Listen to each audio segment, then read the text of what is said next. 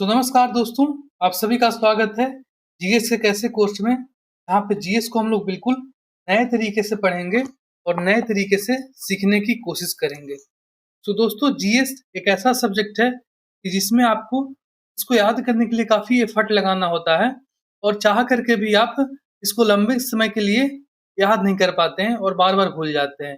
उससे होता क्या है कि आपको इससे डर हो जाता है और आप इस सब्जेक्ट से दूर भागने लगते हैं। बट अल्टीमेटली इसका सॉल्यूशन क्या है? मैं आपको बता रहा हूँ कि जिस तरीके से आप मैथ का प्रैक्टिस करते हैं, आप रीज़निंग का प्रैक्टिस करते हैं, उसमें तो आप कोई कमी नहीं छोड़ते हैं। बट आप जीएस का प्रैक्टिस नहीं करते हैं। आप उसको याद करने की बहुत ज़्यादा कोशिश करते हैं। गलती यहीं पे है। आप उसको याद करने की कोशिश कम करें, बट प्रैक्टिस करने की कोशिश ज़्यादा करें। क्या आप मैथ को याद करते हैं? नहीं ना। क्या आप रीज़निंग को याद करते हैं? नहीं ना। तो इसी तरीके से हम लोग यहाँ पे एक बेस्ट पॉसिबल वे में इस तरीके का प्रैक्टिस कोर्स डिज़ाइन किया है, जिससे कि आपका पूरा का पूरा सिलेबस कवर हो जाए। लेटेस्ट ट्रेंड पे जो भी क्वेश्चन चल रहे हैं, वहाँ से भी आप क्या हो जाएँ, उस चीज़ को जान लें और आप ट्रेंड के साथ कंटिन्यू करें। चलिए हम लोग टॉपिक के ऊपर आते हैं, बट उससे पहले थोड़े से ऑडियो और वीडियो को देख लेते हैं। हाँ जी, सही चल रहा है ऑडियो-वीडियो? तो सही कुछ है। कभी-कभी जो मेरा वीडियो है वो स्टक हो सकता है, बट आपको जो भी कंटेंट वाला वीडियो है, डिस्प्ले है या फिर जो भी ऑडियो है, वो बिल्कुल सिंक में चलेगा, तो आप इसके लिए बिल्कुल नहीं घबराएँगे। आप थोड़े से मैनेज करेंगे, नेट का इश्यू है। तो आते हैं हम लोग टॉपिक के ऊपर, बट जैसा कि हर क्लास में मैं क्या करता हूँ कि जो डाउट होता है, शुरू के 2-4 डाउट होंगे, जो नए बच्चे जुड़ेंगे उनके लिए मैं क्या करता हूँ कि डाउट पहले ही क्लियर कर देता हूँ, जिससे कि आप बिल्कुल फ्री माइंड के साथ क्लासेस में बने रहें। तो सबसे पहले जो टॉपिक है हमारा वो क्या चल रहा है, दूसरा क्लास है और ये लास्ट क्लास है, भारत का संवैधानिक विकास, कॉन्स्टिट्यूशनल डेवलपमेंट ऑफ इंडिया। हम लोग बिल्कुल इसको कॉम्प्रिहेंसिव तरीके से कर रहे हैं। लूसेंट का बुक ले लो या फिर कोई भी बुक ले लो, क्राउन का बुक ले लो, उसमें भी आपको इतना कंटेंट नहीं मिलने वाला है। कि बहुत सारे बुक को मिक्स करके यहाँ पे इस तरीके से डिज़ाइन किया गया है कि आपको exam of point of view से कोई भी क्वेश्चन नहीं छूटे। क्योंकि लूसेंट वगैरह में टॉपिक बहुत ही आप बोल सकते हैं कि लिमिटेड में पढ़ा करके दिया गया है। तो जिससे कि आपको लूसेंट के लिए मैं इस टॉपिक के लिए आपको रिकमेंड कभी नहीं करूँगा। उसने बहुत सारे पॉइंट्स को छोड़ दिया है।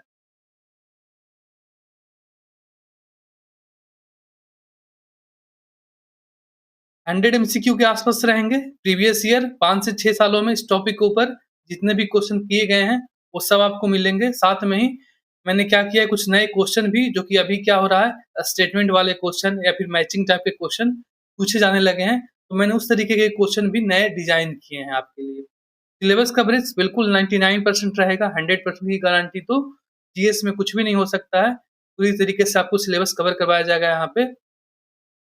और मैं पूरे रिस्पॉन्सिबिलिटी के साथ ये बात बता रहा हूँ कि अगर आप इस वीडियो को देखते हैं, तो इस टॉपिक के ऊपर या फिर कोई भी टॉपिक जो मैं करवा रहा हूँ, 10 में से 9 क्वेश्चन किसी भी एग्ज़ाम के आपको यहीं से मिलेंगे। वो कांस्टेबल लेवल का अच्छे क्वेश्चन हो, एसएससी का क्वेश्चन हो, ग्रुप सी, ग्रुप बी या फिर यूपीएससी लेवल के जो भी अच्छे-अच्छे क्वेश्चन हैं, सारे क्वेश्चन आपको यहाँ पे मिलेंगे और कोई यहाँ से डर करके नहीं भागेगा कि हाँ सर आप यूपीएससी का क्वेश्चन कैसे करवाएँगे। तो बिल्कुल सारे के सारे क्वेश्चन कॉन्सेप्ट के ऊपर होते हैं। अगर आपने कॉन्सेप्ट को सीख लिया और फैक्ट्स को याद कर लिया, तो आप किसी भी क्वेश्चन को आप सोल्व कर पाएँगे। डाउट के लिए टेलीग्राम ग्रुप है या फिर व्हाट्सएप है, ऑडियो कॉल है, जो भी है आप कहीं से भी एंड मेरा नंबर भी आपको मिलेगा डिस्प्ले के ऊपर, तो आप कैसे भी डाउट को क्लियर कर सकते हैं। आते हैं आज के पहले क्वेश्चन के ऊपर, जो कि है 15 नंबर का क्वेश्चन। इससे पहले मैंने 1 टू 49 आपको पहले क्लास में करवाया है और आज यहाँ पे करीब-करीब 100 क्वेश्चन रहने वाले हैं और ये सिलेबस आज मीन्स आज टॉपिक खत्म हो जाएगा। पहला क्वेश्चन क्या है? क्वेश्चन हिंदी इंग्लिश दोनों में मिलेंगे आपको, बट ये जो क्वेश्चन थोड़ा-सा लंबा है, तो इसलिए मैंने इसका जो इंग्लिश पार्ट है यहाँ पे लिखा है और हिंदी पार्ट अगले स्लाइड में लिखा है। तो बाइलिंगुअल रहेगा, दोनों में आपको क्वेश्चन मिलेंगे।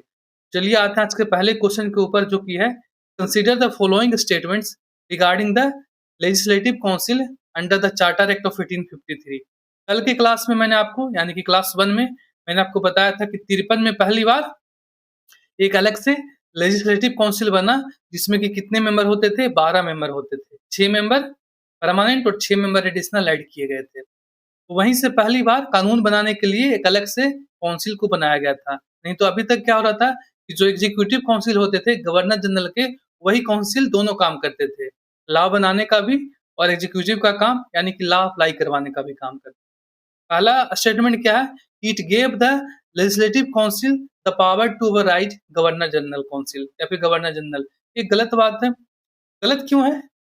क्योंकि देखिए पहली बार में क्या हो रहा है, अभी तो इस काउंसिल का फॉर्मेशन ही हुआ है और अभी से उसको इतना पावर दे देंगे कि वो गवर्नर जनरल को क्या कर दे, उसके पावर को ओवरराइड कर दे, तो ये पॉसिबल नहीं है। तो 53 में पहली बार बनाया गया था, तो अभी उसको इतना पावर नहीं मिला है। दूसरा क्या हो रहा है? It allowed Indian to become member of the legislative council. ये भी गलत है क्योंकि सबसे पहली बार इंडियन 1861 में आए हैं लेजिस्लेटिव काउंसिल में। वो मैं आपको आगे सिखाऊंगा, आगे उसके ऊपर क्वेश्चन है। तो ये भी गलत हो गया। तीसरा क्या बोल रहा है कि it separated the legislative and executive function of the governor general council. ये बिल्कुल सही है कि जब आपने क्या कर दिया कि अलग से लेजिस्लेटिव काउंसिल बना दिया तो दोनों अलग-अलग काम करेंगे। ठीक है, एग्जीक्यूटिव का काम करेगा यानी कि कानून को अप्लाई करवाएगा, एडमिनिस्ट्रेशन वाला काम करेगा और ये लॉ बनाने का काम करेगा। तो तीसरा सही है। और चौथे पे देखते हैं it introduce A bicameral legislation in British India. ये भी गलत है क्योंकि पहली बार जो बाइकैमरल लेजिस्लेचर है वो कब आया है? तो वो 1919 के एक्ट से आया है। आगे उसको हम लोग समझेंगे। तो 4 गलत हो गया, 1 गलत हो गया, 2 हो गया, केवल सही क्या है? 3 सही है। अब मैंने आपको पिछली क्लास में 1853 को कैसे याद करते हैं, जो उसमें 3 मेन बातें हैं, वो मैं आपको फिर से यहाँ पे याद करवा दे रहा हूँ। इसको याद करने के लिए क्या करना है आपको कि 18 के ऊपर फोकस नहीं करेंगे। क्यों नहीं करेंगे? क्योंकि 18 तो बहुत सारे आपको एक्ट में कॉमन मिलेंगे। हमारे पास बचता क्या है? 5 और 3 53। अब 5वें नंबर पे अल्फ़ाबेट में क्या आता है? ई आता है और तीसरे पे सी आता है। तो आपको यहाँ पे ईसी ध्यान में रखना है और 3 ईसी ध्यान में रखना है। पहला ईसी से एंड ऑफ सिविल सर्विसेज़ यानी कि जो पुराना वाला सिविल सर्विसेज़ का पैटर्न था, उसको बंद कर दिया गया। अब नए तरीके से ओपन कॉम्पिटिशन को इंट्रोड्यूस किया गया। पुराना वाला पैटर्न क्या था? हेलेब्री पैट्रोनेज सिस्टम यानी कि लंदन में हेलेब्री कॉलेज था और वहाँ से जो भी बच्चे पास आउट करके निकलते थे, उनको डायरेक्टली इंडिया में सिविल सर्वेंट बना दिया जाता था। उस सिस्टम को यहाँ पे बंद कर दिया गया। दूसरा क्या? एंड ऑफ कंपनी यानी कि कंपनी को ऑलमोस्ट बंद कर दिया गया। अब कंपनी यहाँ पे केवल ट्रस्टी के जैसा काम कर रहा है। ठीक है, पूरी तरीके से बंद 1858 में हो जाएगा, बाई नाम और बाई काम दोनों। लेकिन यहाँ पे बाई काम बंद हो चुका है।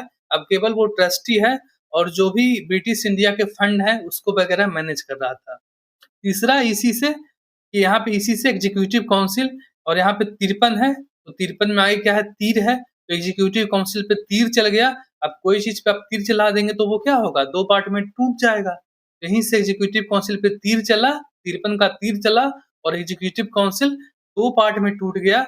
एक अलग से क्या बना? लेजिस्लेटिव काउंसिल बना और पहले एक एग्जीक्यूटिव काउंसिल। सही है? आगे बढ़ते हैं हम लोग।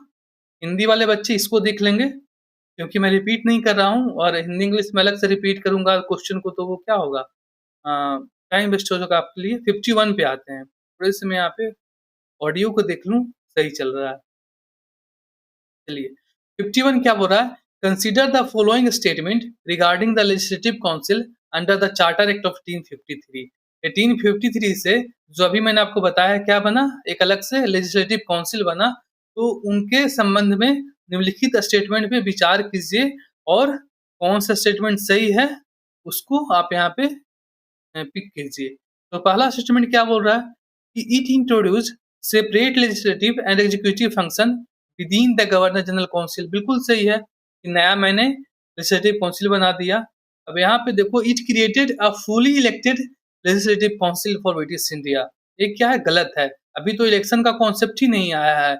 इनडायरेक्ट इलेक्शन का जो कॉन्सेप्ट है वो आगे आएगा 1892 में और डायरेक्ट इलेक्शन का कॉन्सेप्ट कहाँ पे आएगा? तो 1919 में आएगा। तो ये भी गलत हो गया। इलेक्शन का कॉन्सेप्ट ही नहीं आया 53 में। और तीसरा क्या बोल रहा है कि it included representative from Madras, Bombay and Bengal and north western provinces. ये सही है। यहाँ पे देखो कि जो मैंने आपको बताया कि 53 में क्या बना? लेजिस्लेटिव काउंसिल बना। तो उसमें से 6 नए मेंबर एडिशनल ऐड कर दिए गए। ठीक है, और पहले से 6 मेंबर थे। कौन से 6 मेंबर थे? तो एग्जीक्यूटिव काउंसिल वाले मेंबर थे। साथ में कमांडर इन चीफ को भी ऐड कर लिया था। तो ये क्या थे? परमानेंट मेंबर थे। इसके परमानेंट मेंबर थे और ये जो 6 ऐड किए गए थे वो क्या थे? एडिशनल मेंबर थे। और ये 6 कौन लोग थे? तो जो भी आपका बंगाल हो गया, बॉम्बे हो गया, मद्रास हो गया, नॉर्थ वेस्टर्न प्रोविंसेस हो गया, तो वहाँ से गोरे लोगों को आप बोल सकते हैं कि एक तरीके से चुन करके भेजा गया, मतलब इलेक्शन से नहीं, डायरेक्टली जो वहाँ पे प्रोविंसेस में सरकार थी, सरकार तो आप नहीं बोल सकते हैं, मतलब वहाँ पे भी जो कंपनी का सरकार चल रहा था एक तरीके से, तो कंपनी के द्वारा यहाँ से गोरे लोगों को चुन करके कहाँ पे भेजा गया था? लेजिस्लेटिव काउंसिल में भेजा गया था। ध्यान रहे इंडियन कोई भी नहीं है, इंडियन 1861 में आएँगे पहली बार, लेकिन अभी भी क्या है यहाँ पे गोरे लोग हैं, तो गोरे लोगों को यहाँ से कंपनी के द्वारा डायरेक्ट पिक करके भेजा गया था इसमें, याद रहेगा आपको? तो 6 लोग थे, उसमें से 4 लोग यहाँ से, 1 लोग यहाँ से मद्रास से थे, 1 गोरा लोग यहाँ से बॉम्बे से था और 1 बंगाल से था और 1 नॉर्थ वेस्टर्न प्रोविंस से।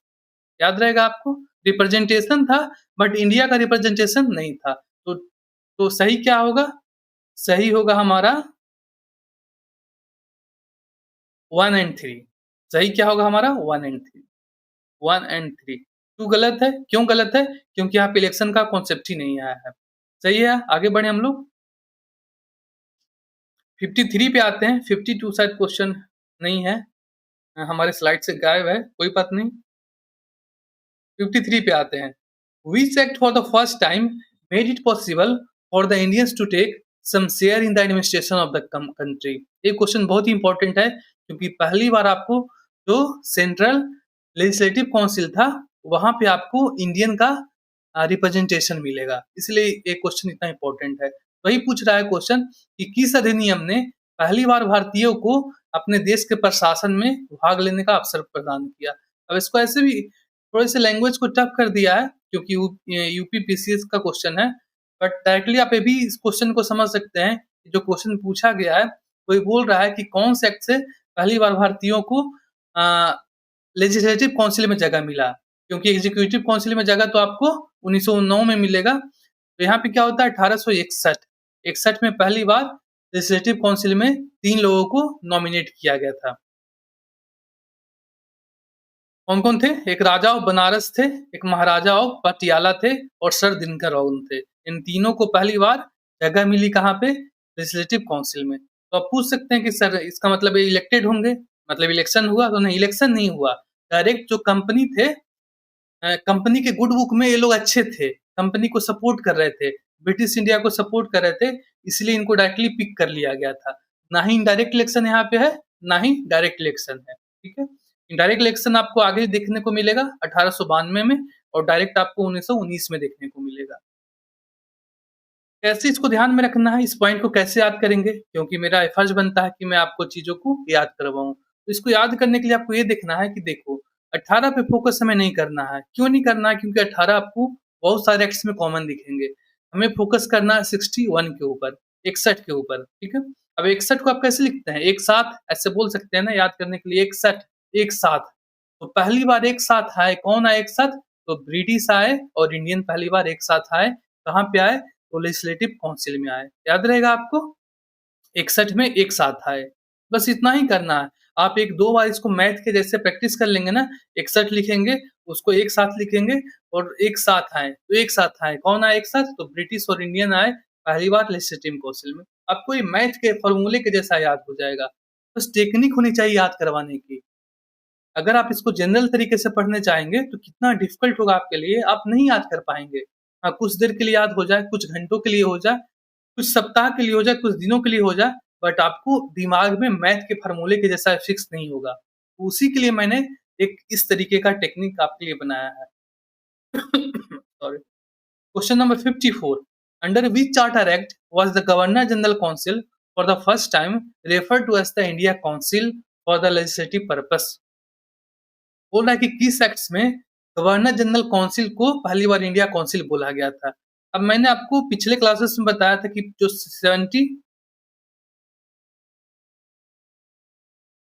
1773 का रेगुलेशन एक्ट था, वहाँ पे से क्या हुआ था? गवर्नर जनरल बने थे, जी, उसके साथ में 4 लोगों का काउंसिल था ना 4 लोगों का काउंसिल? इसको मैं आपको याद करवाया हूँ, नाम के साथ में। लेकिन 1784 के एक्ट से काउंसिल में मेंबर को 3 कर दिया गया था। ये भी मैंने आपको बताया था कि पिट्स इंडिया एक्ट, तो पीट-पीट करके एक को भगा दिया गया था। तो वही पूछा जा रहा है कि जो काउंसिल थे और गवर्नर जनरल थे, इन सभी को कब इंडिया काउंसिल बोला गया? तो पहली बार इंडिया काउंसिल 1833 में बोला गया। क्यों बोला गया? क्योंकि मैं आपको बताया हूँ कि 3-3 को याद करना है तो 18 पे फोकस नहीं करेंगे, 3-3 पे फोकस करेंगे। और 3 में अल्फाबेट पे क्या आता है? सी आता है, तो 3-3 से डबल सी आ जाएगा। डबल सी से मैंने आपको एक कीवर्ड याद करवाया था, कौन-सा? सी फॉर कंप्लीट और सी फॉर सेंट्रलाइजेशन। कंप्लीट सेंट्रलाइजेशन, ठीक है, याद करवाया था मैंने आपको। यानी कि जो पावर का सेंट्रलाइजेशन है वो कंप्लीट हो गया और पूरे इंडिया का पावर सेंटर एक जगह पे आ गया और नया पोस्ट बना कौन-सा? Governor general of India. अब उसी के पास पूरे इंडिया का पावर आ गया, ठीक है? तो अब देखो, अब वो पूरे इंडिया का गवर्नर जनरल बन गया। अभी तक क्या था वो? केवल कोलकाता का यानी बंगाल का गवर्नर जनरल था। लेकिन अब इंडिया का बन जाने से उसके साथ में जो काउंसिल होंगे उसको क्या बोलेंगे? इंडिया काउंसिल बोलेंगे। तो ये 33 का एक्ट था, ध्यान में रखेंगे आप इस चीज़ को। 55 पे आते हैं। Which of the following British Act separated the legislative and executive function of the Governor General Council? अभी मैंने आपको याद करवाया था 53 में, क्वेश्चन कॉन्सेप्ट रिपीट हो गया है, कोई बात नहीं। 53 1853 में क्या हो गया था? मैंने आपको बताया कि 53 में ईसी यानी कि एग्जीक्यूटिव काउंसिल पे तीर चला और वो दो पार्ट में टूट गया, ईसी में और एलसी में। एलसी मतलब लेजिस्लेटिव काउंसिल और ईसी मतलब एग्जीक्यूटिव काउंसिल। 56 पे आते हैं। What was the object of queen Victoria proclamation 1858? Queen Victoria की उद्घोषणा 1858 के उद्देश्य क्या थे? 1858 में क्या हुआ? कंपनी का एक्ट, कंपनी का जो शासन था उसको खत्म किया गया। क्यों किया गया? क्योंकि 1857 में क्या हुआ था? क्रांति हुआ था। तो ये लोग घबरा गए थे कि भाई आगे जो होगा इस तरीके से तो हम लोग कैसे मैनेज करेंगे? इस बार तो मैनेज हो गया। तो इसी के लिए उन्होंने क्या किया था? कंपनी के शासन को खत्म कर दिया था और किसका शासन लाया? तो ब्रिटिश क्राउन का शासन लाया। और वो जो शासन आया तो उसी के लिए वहाँ से क्वीन विक्टोरिया का क्या है? एक लेटर आया और उसी को कहाँ पे पढ़ा गया? तो इलाहाबाद का जो पार्क है वहाँ पे पढ़ा गया। उसी को क्या बोलते हैं? प्रोक्लेमेशन ऑफ क्वीन विक्टोरिया बोलते हैं। तो क्या-क्या इसमें लिखा गया था? To disclaim any intention to annex the Indian state, बिल्कुल सही है। यहाँ पे देखिए, इससे पहले डलहौजी था। 1848 से 56 तक कौन था? डलहौजी था। और डलहौजी ने क्या लाया था? हड़प की नीति लाया था। और हड़प की नीति से यानी कि कौन क्या डॉक्ट्रिन ऑफ क्या बोलते हैं उसको? डॉक्ट्रिन ऑफ लैप्स बोलते हैं। हड़प की नीति से वो क्या कर रहा था कि जो भी स्टेट थे, जहाँ पे उसको कब्ज़ा करना था, तो वो किसी न किसी बहाने से उस स्टेट को कब्ज़ा कर रहा था। उसी से वहाँ के जो राजा थे, वो क्या हो रहे थे? गुस्सा हो रहे थे और वो लोग भी क्रांति में खूब बढ़-चढ़ कर के हिस्सा लिए थे। तो यहाँ पे बोले कि ठीक है भैया, आप लोग गुस्सा हो जाते हैं और आप लोग क्रांति कर देते हैं, तो मेरा और मेरी सरकार का कोई ऐसा इंटेंशन नहीं है कि मैं आपके स्टेट को क्या करूँ? कब्ज़ा करूँ। पहला उन्होंने ये बोला। राजा को शांत करवाने के लिए, उनके गुस्से को शांत करवाने के लिए। दूसरा क्या बोला कि to place the Indian administration under the British crown. बिल्कुल सही है कि अब भाई कंपनी का जो शासन है वो खत्म हो रहा है। अब आप किसके द्वारा रूल किए जाएँगे? तो ब्रिटिश क्राउन के द्वारा रूल किए जाएँगे। दूसरा भी सही है, to regulate East India Company trade with India. ये तो गलत है ना, क्योंकि जब ईस्ट इंडिया कंपनी तो यहाँ पे खत्म हो चुका है, तो भाई उसका ट्रेड क्या रहेगा? जब कंपनी खत्म हो गया तो वो ट्रेड किससे करेगा? तो ये गलत हो गया। 58 में कंपनी ऑफिशियली खत्म हो चुका है। तो 1 एंड 2 सही है और तीसरा क्या है? गलत है। 57 पे आते हैं जो कि है which act initiated the process for abolishing slavery in British India by directing the Governor General in Council to take measure to mitigate the practice? इस अधिनियम ने ब्रिटिश भारत में स्लेवरी को समाप्त करने की प्रक्रिया शुरू करने की बात की गई थी। तो 33 का एक्ट होगा। मैंने आपको कल के वीडियो में एक कॉन्सेप्ट बताया था कि 1832 में क्या हुआ था? जमैका में स्लेवों का रिवोल्ट हुआ था। जमैका भी क्या था? ब्रिटिश का ही उपनिवेश था। ब्रिटिश वहाँ पे कब्जा किए हुए थे। तो इसको याद करने के लिए मैंने आपको बोला था कि आपको ध्यान क्या रखना है? 32। 32 में क्या हुआ था? कंपनी का बत्ती जल गया था। कंपनी का नहीं, सॉरी। 32 में क्या हुआ था? जो स्लेव लोग थे, उनका बत्ती जल गया था, दिमाग का बत्ती जल गया। उनका दिमाग खुल गया और वो लोग कंपनी के अगेंस्ट में प्रोटेस्ट करने लगे। 32 में बत्ती जल गया स्लेवों का, प्रोटेस्ट कर दिए। जमैका में बहुत सारे लूट-मार कर लिए। बहुत सारे कंपनी ऑफिशियल को भी मार दिए, फिर प्रॉपर्टी को लूट लिए। तो 32 में जब इस तरह का घटना हुआ तो ये लोग डर गए, इसलिए 33 के एक्ट में उन्होंने बोला कि हाँ, स्लेवरी को हम लोग खत्म करना चाह रहे हैं, मेरा इंटेंशन है और उसी के लिए हम लोग क्या करेंगे, प्रोसेस को आगे बढ़ाएँगे और कानून लाएँगे। 8, 57, 58, 8 नहीं है, कोई बात नहीं, 59 पे आते हैं। Which of the following acts introduced provincial autonomy during British rule in India?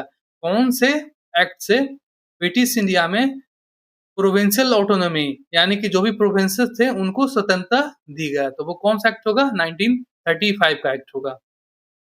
क्योंकि 1999 के एक्ट में क्या हुआ था? वो डायरकी लाए थे प्रोविंसेस में, तो डायरकी तो इसका आंसर होगा नहीं। लेकिन इसका आंसर क्या होगा? 1935 में डायरकी को हटा करके स्टेट में उनको ऑटोनॉमी दिया गया था। अब इसको कैसे याद करते हैं? आपको 1999 वाला कॉन्सेप्ट याद करना है ना, इसको बहुत ही सिंपल है। इसका आंसर क्या है? 1935। बट पहले मैं आपको यहाँ पे 1999 का कॉन्सेप्ट याद करवा देता हूँ, जिससे कि आप उसको बाद में रिलेट कर पाएंगे। देखिए 1990 में क्या हुआ? गांधी जी आ गए थे, 15 में गांधी जी आ गए थे, गांधी जी का एंट्री हो चुका है। तो गांधी जी जब डिमांड करने लगे प्रोविंशियल ऑटोनॉमी, तो गांधी जी को ये लोग भोला भला सीधा मानते थे, ठीक है? तो गांधी जी को बोले 19 में, you are a nice person. 19 में क्या बोले? नाइस। 19 में नाइस ऐसे बोलना है आपको, बिल्कुल एक फार्मूला है। अब 2-3 बार लिखना है बुक में तो आपको ऑटोमेटिक याद रहेगा। 19 में क्या बोले? नाइस, गांधी जी को, ठीक है? और नाइस नाइस बोल करके उनके बैग पे डस लिया ब्रिटिश ने, मतलब धोखा दे दिया। तो नाइस नाइस 19 में नाइस नाइस बोल करके बैग पर डस लिया, बैग पर डस लिया, बैग पर डस लिया, मतलब धोखा दे दिया। तो इससे क्या-क्या बातें हमको याद होगी? सबसे पहले डीएएस डैश है ना, तो dyarchy at a state. State का मतलब प्रोविंसेस हो गया, डायरकी एट अ स्टेट डीएएस। तो डैश से आपको ध्यान में रखना है, डस लिया मतलब डैश की डायरकी आया कहाँ पे? स्टेट में 1999 में।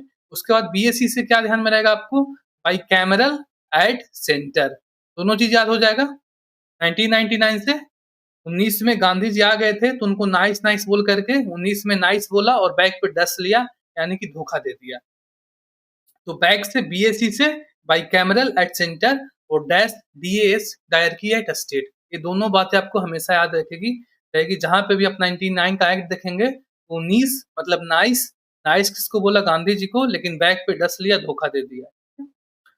तो 1935 में इसी डायरकी को स्टेट से हटा दिया गया था और यहाँ पे क्या लाया गया था? ऑटोनॉमी दिया गया था डायरकी को हटा कर। 60 पे आते हैं जो कि है through which British act the viceroy has been empowered to issue ordinances. वो क्या होगा? 1861 का अधिनियम होगा। क्योंकि देखिए 1857 की क्रांति हुई थी ना, तो ये लोग क्या हो गए थे? काफी डर गए थे और इनको ऐसा लग रहा था कि हमें चीजों को मैनेज करने के लिए समय नहीं मिलेगा अगर पूरे भारत में रिवोल्ट होता है तो। क्योंकि इनकी संख्या तो ऑब्वियस सी बात है कम ही थी ना। तो ये लोग पूरे भारत में अगर रिवोल्ट होता है, क्योंकि 1857 की जो क्रांति थी वो क्या था? वो पूरे इंडिया में नहीं फैला था।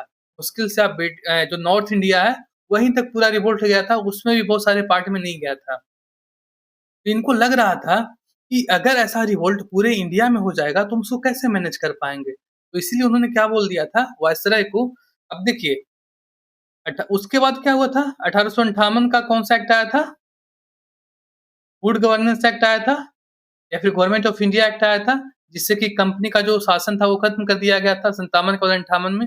बट 58 में ये लोग क्या कर सकते हैं? निगेटिव बातें नहीं बोल सकते हैं। अभी अभी क्या हुआ है? 57 का क्रांति खत्म हुआ है और 58 में आप कंपनी का शासन खत्म कर रहे हैं। अगर कोई निगेटिव चीजें बोलेंगे तो वो जो रिवोल्यूशन है, वो जो क्रांति, वो फिर से भड़क सकता है। तो ये लोग डर रहे थे कि 58 में क्या करना है, अभी हमको केवल अच्छी अच्छी बातें बोलना है। तो इसलिए 58 को इन्होंने नाम भी दिया था एक्ट ऑफ गुड गवर्नेंस, नाम भी दिया था इसको। तो उसमें केवल अच्छी-अच्छी बातें बोली थी कि हम लोग क्या करेंगे, आपके सत्ता को नहीं छीनेंगे, आपके लिए ऐसा करेंगे, आपके लिए अच्छाई करेंगे, सेकुलरिज़्म लाएँगे, फलना-फलना, मतलब अच्छी चीज़ें बोले थे। रिस्पॉन्सिबल गवर्नमेंट्स लाएँगे, आपकी बातों को सुना जाएगा, आपके रिप्रेजेंटेशन को बढ़ाया जाएगा। तो 58 में लोग ऐसा नहीं बोले। But back of the mind इनके पास से डर चल रहा था कि भैया आज के बाद फिर से ऐसा क्रांति होगा पूरे इंडिया में, तुम लोग कैसे मैनेज करेंगे? कैसे डिसीजन मेकिंग हमारा फास्टर होगा? इसी के लिए 1861 में इसके बाद आप सोचिए कि 1861 हो गया, मतलब 2-3 साल निकल गया 57 की क्रांति को। तब इन्होंने क्या बोल दिया कि अब हम लोग गवर्नर जनरल को ये पावर दे देते हैं कि वो ऑर्डिनेंसेस ला सकता है। अभी भी आप देखिए कि राष्ट्रपति के पास अध्यादेश लाने का पावर है ना, तो वो पावर किस लिए है कि अगर किसी तरीके का इमरजेंसी होता है और कोई कानून बनाना है हमें, तो वो कानून क्या हो जाए, फास्टर तरीके से बन जाए। हमें जो पार्लियामेंट है, संसद है, वहाँ पे डिले नहीं हो, या फिर संसद काम नहीं कर रहा हो तो हम उसको बाईपास कर दें। आगे पढ़ेंगे हम लोग, तो उसी के लिए उन्होंने डिसीजन मेकिंग को फास्टर बनाने के लिए उन्होंने उसके पावर को बढ़ा दिया, बोला कि अब आपके पास पावर है कि अब आप ऑर्डिनेंसेस बना सकते हैं, यानी कि डायरेक्टली कानून बना सकते हैं। करके आपको ध्यान में रखना है। चलिए 60, बहुत सारे क्वेश्चन यहाँ पे मिसिंग है। 60 के बाद डायरेक्टली 62 आ गए, कोई बात नहीं, इसको अगली जो पीपीटी होगी उसमें इसको सुधार कर लिया जाएगा। Which of the following led to introduction of English education in India? निम्नलिखित में से किसके कारण भारत में अंग्रेजी शिक्षा की शुरुआत हुई? तो 2-3 ऑप्शन दिए हैं। पहला क्या है, चार्टर एक्ट ऑफ 1833, बिल्कुल सही है। मैंने आपको 13 को याद करवाया था, इस तरीके से लिखना है TEARS, तेरह। इसको दो पार्ट में तोड़ देंगे, टी और रा। तो टी से आपको क्या ध्यान में रखना है, चाय और चीनी वाला कॉन्सेप्ट, कि चाय और चीनी को छोड़ करके चीनी मतलब क्या, ट्रेड विथ चाइनीज पीपुल। तो चाय और चीनी को छोड़ करके इनका जो मोनोपोली है वो खत्म हो गया था। और राह का मतलब मैंने आपको बताया था कि राह दिखाने के लिए यहाँ पे शिक्षक और मिशनरी आना शुरू हो गए थे। वो लोग क्या बोलते थे, वो लोग बोलते थे कि आप लोग क्या हैं, आपका जो दिमाग है वो डेवलप नहीं है, आप लोग बहुत पिछड़े हैं, तो आपको रास्ता दिखाने की जरूरत है। इसलिए 13 ही और राह, तो राह दिखाने के लिए यहाँ पे शिक्षक और मिशनरी भारत में आना शुरू हो गए थे। और जब यहाँ पे मिशनरी लोग आना शुरू हो गए तो वेस्टर्न एजुकेशन को भी इन्होंने स्टार्ट किया। जैसे कॉन्वेंट स्कूल आप देखते हैं ना, वो सब ये स्टार्ट वहीं से शुरू होता है। इसी के लिए उन्होंने क्या किया कि वार्षिक एनुअली 1 लाख रुपए शिक्षा का प्रावधान भी रखा कि हाँ, इंडिया में वेस्टर्न एजुकेशन को बढ़ाने के लिए सालाना 1 लाख रुपया खर्च किया जाएगा। तो पहला सही है 1833। दूसरा क्या बोल रहा है कि general committee of public instruction 1823, बिल्कुल सही है। ये देखिए 13 में क्या हो गया था, उन्होंने बोला कि 1 लाख रुपए सालाना आपके शिक्षा के विकास के लिए दिया जाएगा। बट अभी तक कुछ उस पे फंक्शन नहीं हो रहा था, कुछ उस पे एप्लीकेशन नहीं हो पा रहा था। 10 साल निकल गए, 23 में उन्होंने एक कमेटी बना दिया। उस कमेटी का क्या नाम दिया, general committee of public instruction. तो इस कमेटी को ये पावर दिया कि ये जो 1-1 लाख रुपए सालाना रखा गया है, तो उसको कहाँ पे कैसे खर्च करना है, ये आपकी रिस्पॉन्सिबिलिटी है, क्योंकि अभी तक उसमें काम सही से नहीं हो पा रहा है। 13-23 याद रखेंगे इसको, तो ये भी उसमें मदद है। और तीसरा क्या हो गया था, ओरिएंटलिस्ट एंड एंग्लिसिस्ट कंट्रोवर्सी हो गया था। ये भी सही है कि जो ओरिएंटल लोग थे वो क्या बोल रहे थे कि शिक्षा जो है वो उसको आप क्या करें कि लोकल लेवल से स्टार्ट करें, यानी कि लोकल लैंग्वेज में पहले दें, उसके बाद हायर लेवल पे आप उसको इंग्लिश में दे सकते हैं। मतलब ये लोग वोकल फॉर लोकल थे। ये लोग चाह रहे थे, जो ओरिएंटलिस्ट थे, वो लोकल लैंग्वेज पे फोकस करना चाह रहे थे कि लोकल लैंग्वेज में चीज़ें जल्दी समझ में आएगी, तो जो डेवलपमेंट होगा वो ज़्यादा होगा। बट ये जो एंग्लिसिस्ट लोग थे, वो लोग क्या बोल रहे थे कि नहीं, हम लोग नीचे से ही क्या करेंगे, इंग्लिश का एजुकेशन देंगे, उससे क्या होगा कि इफेक्टिवनेस होगा। तो ये भी कंट्रोवर्सी कहीं न कहीं था, यहाँ से भी शिक्षा का आपका इंग्लिश में विकास हुआ। क्योंकि 2 लोग लड़ रहे थे, एक इंग्लिश वाले लड़ रहे थे और एक ओरिएंटल वाले लड़ रहे थे, अपने-अपने लिए। तो ये तीनों ऑप्शन क्या होगा, इसका सही होगा 1, 2 एंड 3। ये यूपीएससी का क्वेश्चन है, तो थोड़ा तो आपको इसको स्टैंडर्ड देखने को मिलेगा, बट ऐसा भी कुछ नहीं है कि आपको चीज़ें समझ में नहीं आए। 63 पे आते हैं, which charter act introduced local representation in the legislative council for the first time? कौन सा एक्ट होगा, वो 53 का एक्ट होगा। 53 में ही क्या बना था, लेजिस्लेटिव काउंसिल बना था। और वहां पे जो भी 6 लोग थे उसको एडिशनली ऐड किया गया था कि आप लोग एडिशनल मेंबर हैं, और जब भी लेजिस्लेशन बनाने का प्रक्रिया शुरू होगा तो आप उसमें जाकर के पार्टिसिपेट करेंगे, आप लोग परमानेंट मेंबर नहीं है। उस 6 लोगों में से जो 4 लोग थे, वो गोरे लोग ही थे, अभी इंडियन नहीं आए हैं, इंडियन 61 में आएँगे। लेकिन 4 गोरे लोगों को 4 अलग-अलग जगहों से चुन करके भेजा गया। चुन करके मतलब इलेक्शन नहीं, डायरेक्टली पिक किया गया। तो एक गोरे लोग बंगाल से गए काउंसिल में, एक कहाँ से गए, मद्रास से गए, एक बॉम्बे से गए और एक नॉर्थ वेस्टर्न प्रोविंसेस से गए, जिसको कि अपना आगरा वाला इलाका है। तो 4 6 में से 4 लोग कहाँ-कहाँ से थे, एक-एक लोग यहाँ से थे। गोरे लोग ही थे, ब्रिटिश ही थे, इंडियन अभी नहीं आए।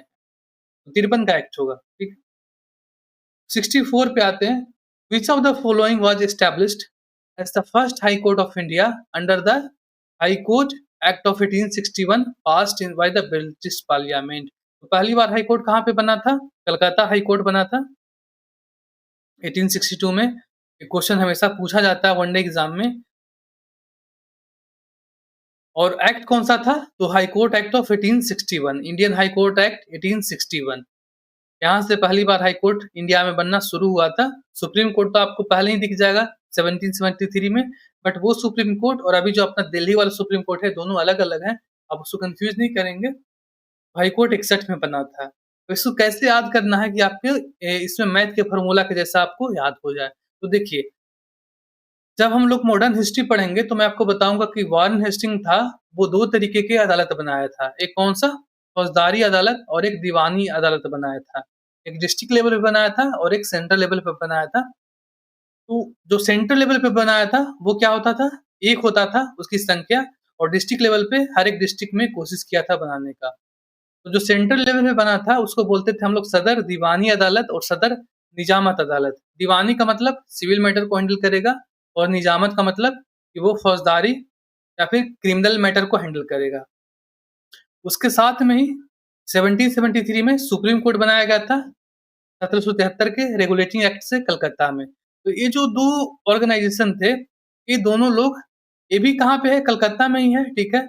और ये भी कहाँ पे? कलकत्ता में है। पहले निजामाबाद में बना था फौजदारी वाला, बट उसको शिफ्ट करके फिर से कलकत्ता लाया गया था। तो ये भी कलकत्ता में है और ये भी कोलकाता में है। ये दोनों लोग क्या करेंगे? लड़ने लगेंगे अपने अधिकार को लेकर के या फिर अधिकार क्षेत्र को लेकर के, ठीक है। तो वहां से क्या हो गया? दिक्कत शुरू हो गया। तो इसलिए 61 में दोनों को एक साथ कर दिया गया, ये दोनों को मर्ज कर दिया गया और वहां से हाई कोर्ट बना दिया गया, ठीक है। तो ध्यान में रखना है कि 61 में एक साथ कर दिया गया था। 61 में एक साथ करके एक्ट बना दिया गया था। किसको किसको एक साथ किया गया था? तो सदर दीवानी था, सदर निजामत था, और यहाँ पे सुप्रीम कोर्ट जो बना था, ये लोग आपस में लड़ रहे थे, तो 61 में एक साथ करके हाई कोर्ट बना दिया गया। याद रहेगा आपको? चलिए, सबसे पहले कहाँ पे बना था? कलकत्ता में बना था, उसके बाद बॉम्बे में बना था, फिर मद्रास में बना था। ये जो ईयर है 62 वाला, वो भी इम्पोर्टेंट है। आपसे पूछा जाएगा कि कलकत्ता हाई कोर्ट का स्थापना कब हुआ था, या फिर सबसे पहले हाई कोर्ट कहाँ पे बनाया गया था। 65 पे आते हैं। Which of the following acts reduce the number of directors of the east India company? तो कौन से एक्ट में रिड्यूस किया गया? तो आप बोलेंगे कि 1853 में डायरेक्टर को रिड्यूस किया गया था। कंपनी डायरेक्टर मतलब जो कंपनी के ऑपरेशन को देखते थे, कंपनी के शेयर होल्डर हो गए। तो 53 में क्या हुआ था? कंपनी को खत्म करके केवल ट्रस्टी का जैसा बना दिया गया था। मैंने आपको बताया, याद करवाया है। अब केवल कंपनी ट्रस्ट का जैसा काम करेगा 53 से, ठीक है ना। तो जब कंपनी खत्म हो गया, ऑलमोस्ट कंपनी के काम ही खत्म हो गए, तो उनके काम को देखने वाले भी खत्म हो जाने चाहिए, क्योंकि कंपनी कुछ काम ही नहीं कर रहा है, कंपनी केवल ट्रस्ट बन गया है। तो उसने कंपनी के डायरेक्टर जो फालतू में सैलरी ले रहे थे, बेनिफिट उठा रहे थे, उसका छटनी कर दिया गया। ध्यान रहेगा आपको 53 के एक्ट से।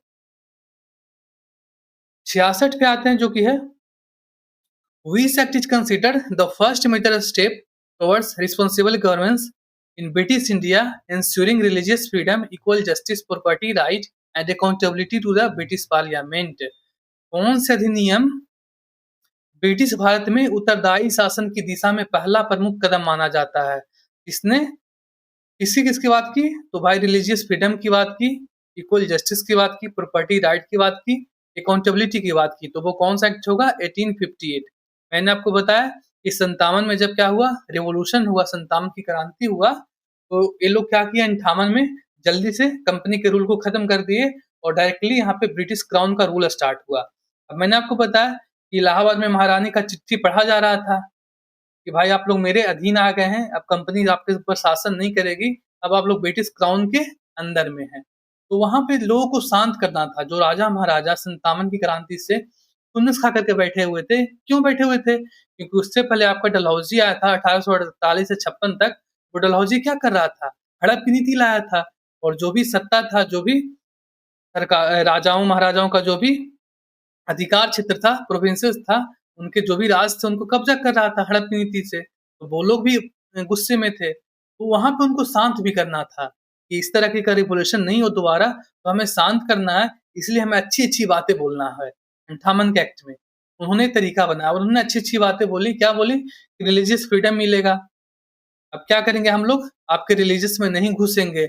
हुआ था ना कि कारतूस वाला केस हुआ था, तो वहां पे कारतूस वगैरह वाला, या फिर बोलते थे ब्रिटिश इंडियन सैनिकों को बोलते थे कि आपको तिलक नहीं लगाना है, मुस्लिम सैनिकों को बोलते थे कि आपको दाढ़ी नहीं बढ़ाना है, सिख लोगों को बोलते थे कि आपको टर्बन नहीं पहनना है। तो बोले कि उस तरह की चीज़ें हम लोग नहीं करेंगे, आपको रिलीजियस फ्रीडम देंगे।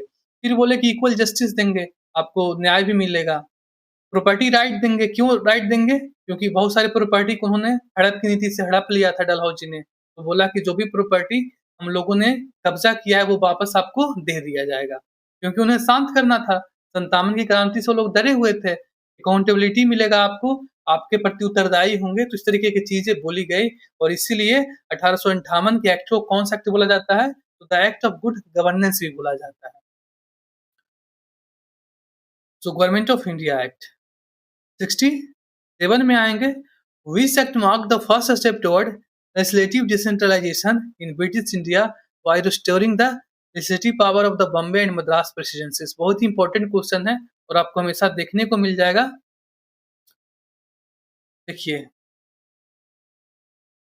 इस अधिनियम ने ब्रिटिश भारत में विधायी विकेंद्रीकरण यानी कि लेजिस्लेटिव डिसेंट्रलाइजेशन की दिशा में पहला कदम उठाया।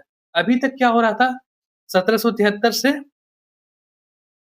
अभी तक क्या हो रहा था? सेंट्रलाइजेशन हो रहा था। सेंट्रलाइजेशन का मतलब हो गया क्या? कि डिफरेंट-डिफरेंट जो पावर सेंटर है, उनके पावर को कम करके एक बड़ा पावर बनाना। तो अभी तक धीरे-धीरे क्या हुआ देखिए, सबसे पहले गवर्नर था बंगाल का, उसको बंगाल का गवर्नर जनरल बनाया गया। कब बनाया गया? 73 में। उसके बाद फिर 1833 में क्या हो गया? उसी को गवर्नर जनरल ऑफ इंडिया बना दिया गया। तो मतलब पावर क्या कर रहे हैं? पूरे इंडिया का पावर अब धीरे-धीरे करके एक शक्ति के हाथ में देने का कोशिश कर रहे हैं। वो सेंट्रलाइजेशन हो गया। तो 1773 से शुरू हुआ था और 1833 में ये जो सेंट्रलाइजेशन था, वो बिल्कुल कंप्लीट हुआ था। क्यों कंप्लीट हुआ? क्योंकि यहाँ पे क्या बन गया था? गवर्नर जनरल ऑफ इंडिया बन गया था। मतलब कि पूरे इंडिया का जो पावर है, वो एक व्यक्ति के हाथों में आ गया था। यहाँ से सेंट्रलाइजेशन स्टार्ट हुआ और यहाँ पे सेंट्रलाइजेशन कंप्लीट हुआ। और 1833 में क्या किया गया था? कि जो मद्रास था और बॉम्बे था, उसको कानून बनाने का जो अधिकार था, जो भी उसके लेजिस्लेटिव पावर थे, उसको छीन लिया गया था और बोला गया था कि अब यहाँ पे 1833 में क्या बन गया है? गवर्नर जनरल ऑफ इंडिया बन गया है ना? तो अब यही पूरे इंडिया के लिए कानून बनाएँगे। अब आपके कानून बनाने की जो शक्तियाँ हैं, उनको छीन लिया जा रहा है। तो 33 में पूरी तरीके से सेंट्रलाइजेशन लागू हो गया और बंगाल और मद्रास के पावर को छीन लिया गया, लेजिस्लेटिव पावर को। लेकिन पहली बार 61 में उनका जो पावर है दोबारा दिया गया। 33 में छीना गया और 61 में उनके पावर को रिस्टोर किया गया। बोला कि अब हम लोग कहाँ पे चल रहे हैं? हम लोग धीरे-धीरे डिसेंट्रलाइजेशन पे जा रहे हैं। हम लोग आपके पावर को रिस्टोर करते हैं। इसको याद कैसे रखना है? सबसे बड़ी हमारे पास समस्या होती है। इसको याद करने के लिए आपको फिर से वही ट्रिक जो मैंने आपको बताया है कि 18 पे फोकस नहीं करेंगे, हम लोग फोकस करेंगे 61 पे, ठीक है? अब छठे नंबर पे अल्फ़ाबेट में एफ आता है और पहले नंबर पे ए आता है ना? तो एफ से आपको यहाँ पे फ्रीडम ध्यान में रखना है। F for freedom, F for freedom, F for freedom. तो फ्रीडम किसको मिला? बॉम्बे और मद्रास का जो लेजिस्लेटिव पावर था, जिसको कि 33 में छीन लिया गया था, वो दोबारा उनको लौटा दिया गया। साथ में ही ए फॉर एडिशनल 6 से 12 एडिशनल मेंबर लेजिस्लेटिव काउंसिल में जोड़े गए थे। काउंसिल कब बना था? 1853 में बना था। मैंने आपको बताया। और यहाँ पे क्या है? यहाँ पे 1861 है। 61 में 6 से 12 मेंबर और एडिशनली उसमें ऐड कर दिए गए।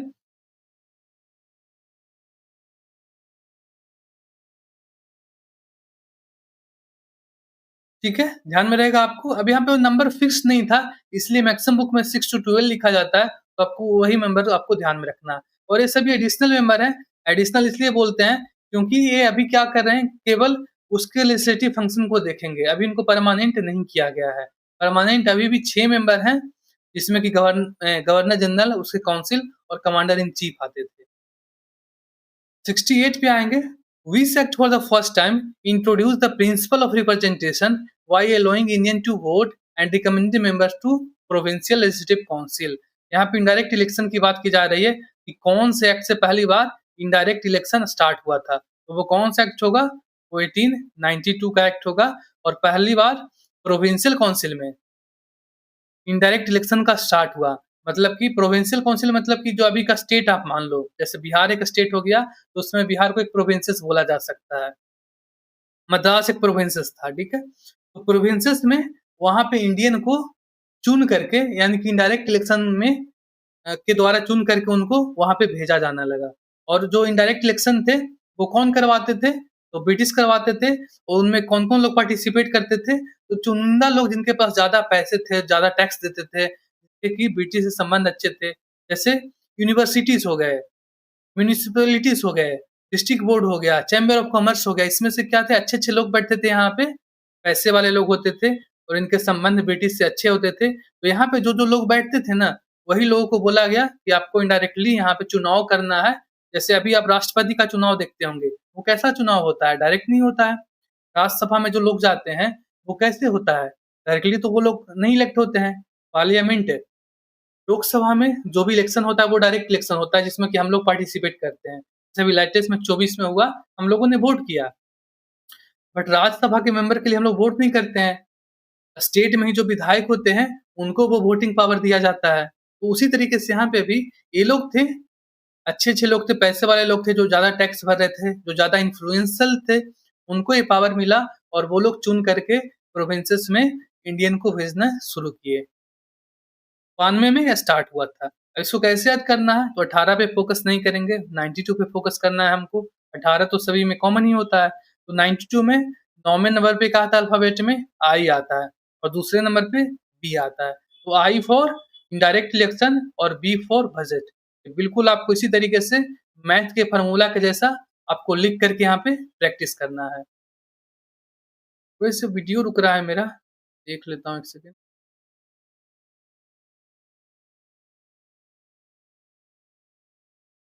थोड़ा-सा स्लो हुआ था, बट कोई बात नहीं, अभी सही है। तो 92 9 की जगह पे अल्फ़ाबेट में आई आता है, तो आई फॉर इनडायरेक्ट इलेक्शन और बी फॉर बजट। यानी कि पहली बार बजट पे डिस्कशन का भी इंडियन को मौका मिलना शुरू हुआ। अभी तक ये लोग बजट वगैरह में कोई डिस्कशन नहीं कर सकते हैं, बिल्कुल केवल मूक दर्शक बने रहते थे। लेकिन यहाँ पे पहली बार बजट को जो टॉपिक होता था, उस पे इनको डिस्कशन करने का अधिकार मिला। याद रहेगा ना आईबी, आई फॉर इनडायरेक्ट और B for budget election, B for budget, budget पे पहली बार डिस्कस करने का अधिकार मिला। इसका आंसर मैंने आपको लगवा दिया ना 92। चलिए 69 पे आते हैं जो कि है which act granted members of the legislative council the right to ask question on the budget and matters of the public interest with the governor general permission. इस अधिनियम ने विधान परिषद के सदस्यों को गवर्नर जनरल की अनुमति से बजट और जनहित के मामलों में प्रश्न पूछने का अधिकार दिया। ये इंडियन के कॉन्टेक्स्ट में क्वेश्चन पूछा गया है। जैसे आप देखें कि बजट अभी पेश होता है, तो बजट पे क्या होता है डिस्कशन होता है, उसके बाद बजट को पास किया जाता है। आगे जब हम लोग पढ़ेंगे पॉलिटी में, बजट एक सेपरेट टॉपिक है, उसमें 2-3 क्लासेस लगते हैं डिटेल में पढ़ने के लिए। तो वहाँ पे देखना कि बजट सबसे पहले इंट्रोड्यूस किया जाता है, उसके बाद उसपे डिबेट होता है, डिस्कशन होता है, वोटिंग होता है, उसके बाद उसको पास किया जाता है। तो यहाँ पे जो बजट जब इंट्रोड्यूस किया जा रहा था 69 में, तो अभी तक क्या हो रहा था कि जो इंडियन मेंबर्स जाना शुरू किए थे, तो इंडियन मेंबर को केवल देखने का अधिकार प्राप्त था। मतलब कि बजट के बारे में कोई भी डिस्कशन वगैरह चल रहा है, तो वो उसपे किसी भी तरीके से उसपे भाग नहीं ले सकते हैं। तो लेकिन पहली बार 1892 के एक्ट में पहली बार उनको डिस्कशन करने का अधिकार मिला और 1909 के एक्ट्स में उनको क्वेश्चन पूछने का भी अधिकार दिया गया। क्या बजट के ऊपर क्वेश्चन पूछ सकते हैं, इसको ऐसे आप ध्यान में रखेंगे, ठीक है? अब इसको याद करने के लिए आपको एक तरीका मैं आप बताता हूँ, देखिए 1892 है, 92 में मैंने आपको आईबी का कॉन्सेप्ट बताया कि 9वें नंबर पे आई आता है और दूसरे नंबर पे बी आता है। तो आई से इनडायरेक्ट इलेक्शन और बी से बजट। बजट पे यहाँ पे डिस्कशन करने का अधिकार मिला। तो 1992 में पहली बार डिस्कशन करने का अधिकार मिला, डिस्कस कर सकते हैं बट क्वेश्चन नहीं पूछ सकते हैं। लेकिन 1909 में जो अधिकार है वो थोड़ा-सा आगे बढ़ा। अब इनको क्वेश्चन पूछने का भी अधिकार मिल गया और बजट के आइटम पे इनको वोट करने का भी अधिकार मिल गया। ठीक है? जैसे-जैसे एक्ट आएगा वैसे-वैसे इंडियन का पावर भी बढ़ेगा। सिंपल सा कॉन्सेप्ट है। अल्टीमेटली हमको आज़ादी भी मिल जाएगा। तो 1992 में केवल डिस्कशन का अधिकार और 1909 में उनको उसके ऊपर सवाल जवाब करने का भी अधिकार और साथ में वोट करने का भी अधिकार मिल गया। तो क्वेश्चन पूछने का अधिकार कौन से मिला था? 1909। 70 पे आते हैं, जो कि है the parliamentary system started in India by which act during the British period. Bharat में संसदीय प्रणाली की शुरुआत कौन से एक्ट से हुई? बहुत ही इंपॉर्टेंट क्वेश्चन है, क्योंकि आपको इसका जो लैंग्वेज है वो काफी अच्छा मिलेगा और इस तरीके के क्वेश्चन एग्जाम में हमेशा पूछे जाते हैं। तो संसदीय प्रणाली की शुरुआत कहाँ से हुई? 53 से हुई, क्योंकि मैंने आपको बताया था कि 53 में पहली बार लेजिस्लेटिव काउंसिल बना। अभी तक क्या हो रहा था? 53 से पहले केवल एग्जीक्यूटिव ही काउंसिल था, यानी कि गवर्नर जनरल काउंसिल था, वही दोनों काम कर रहा था, कानून बनाने का भी और कानून को अप्लाई करने का भी। लेकिन 53 में पहली बार अलग से लेजिस्लेटिव काउंसिल बना और वहां पे अलग से कानून बनाने का प्रावधान लाया गया। ठीक है, तो जो अभी आप संसद देखते हैं उसका छोटा सा रूप आपको 53 में ही देखने को मिलेगा। यहीं से हमारी संसदीय प्रणाली की शुरुआत होती है। याद करने के लिए मैंने आपको बताया था, यहाँ पे 53 में क्या है, 5वें नंबर पे अल्फाबेट में ई आता है और तीसरे पे सी आता है, तो ईसी यानी कि एग्जीक्यूटिव काउंसिल। और यहाँ पे क्या है, तीर है, तो इसी पे तीर चल गया, तो तीर चलेगा तो क्या हो जाएगा, तीर इसको फाड़ देगा दो पार्ट में, तो दो पार्ट में तोड़ दिया है इसको, क्या क्या बन जाएगा, एग्जीक्यूटिव काउंसिल और साथ में लेजिस्लेटिव काउंसिल। ठीक है, चलिए आगे बढ़ते हैं। 71 पे आएंगे, जो कि है which act allowed the governor general to nominate 6 to 12 members. अभी मैंने आपको बताया कि 61 में 6 से 12 एडिशनल मेंबर को जो लेजिस्लेटिव काउंसिल है उसमें ऐड किया गया था। ये पहले मैं आपको बता चुका हूँ, क्वेश्चन रिपीट हो चुका है। ठीक है, तो इसमें मैं ज्यादा समय आपको नहीं दे रहा हूँ। कौन सा होगा? 1861 का एक्ट होगा। 72 पे आते हैं। Which act introduced the system of separate electorate for Muslim and allowing Muslim members to elected only by Muslim voter? ये बहुत ही सिंपल है। मार्ले मीटो रिफॉर्म्स 1909 का एक्ट आया था, उसमें पहली बार मुस्लिमों को बोला गया कि आपके लिए मुस्लिम वोटर होंगे, उनके लिए अलग से सीट। अभी जो रिजर्वेशन देखते हैं ना, तो रिजर्वेशन तो अभी वो कॉन्सेप्ट नहीं है। अभी जो रिजर्व सीट होती है उसमें क्या होता है, सारे लोग वोट करते हैं।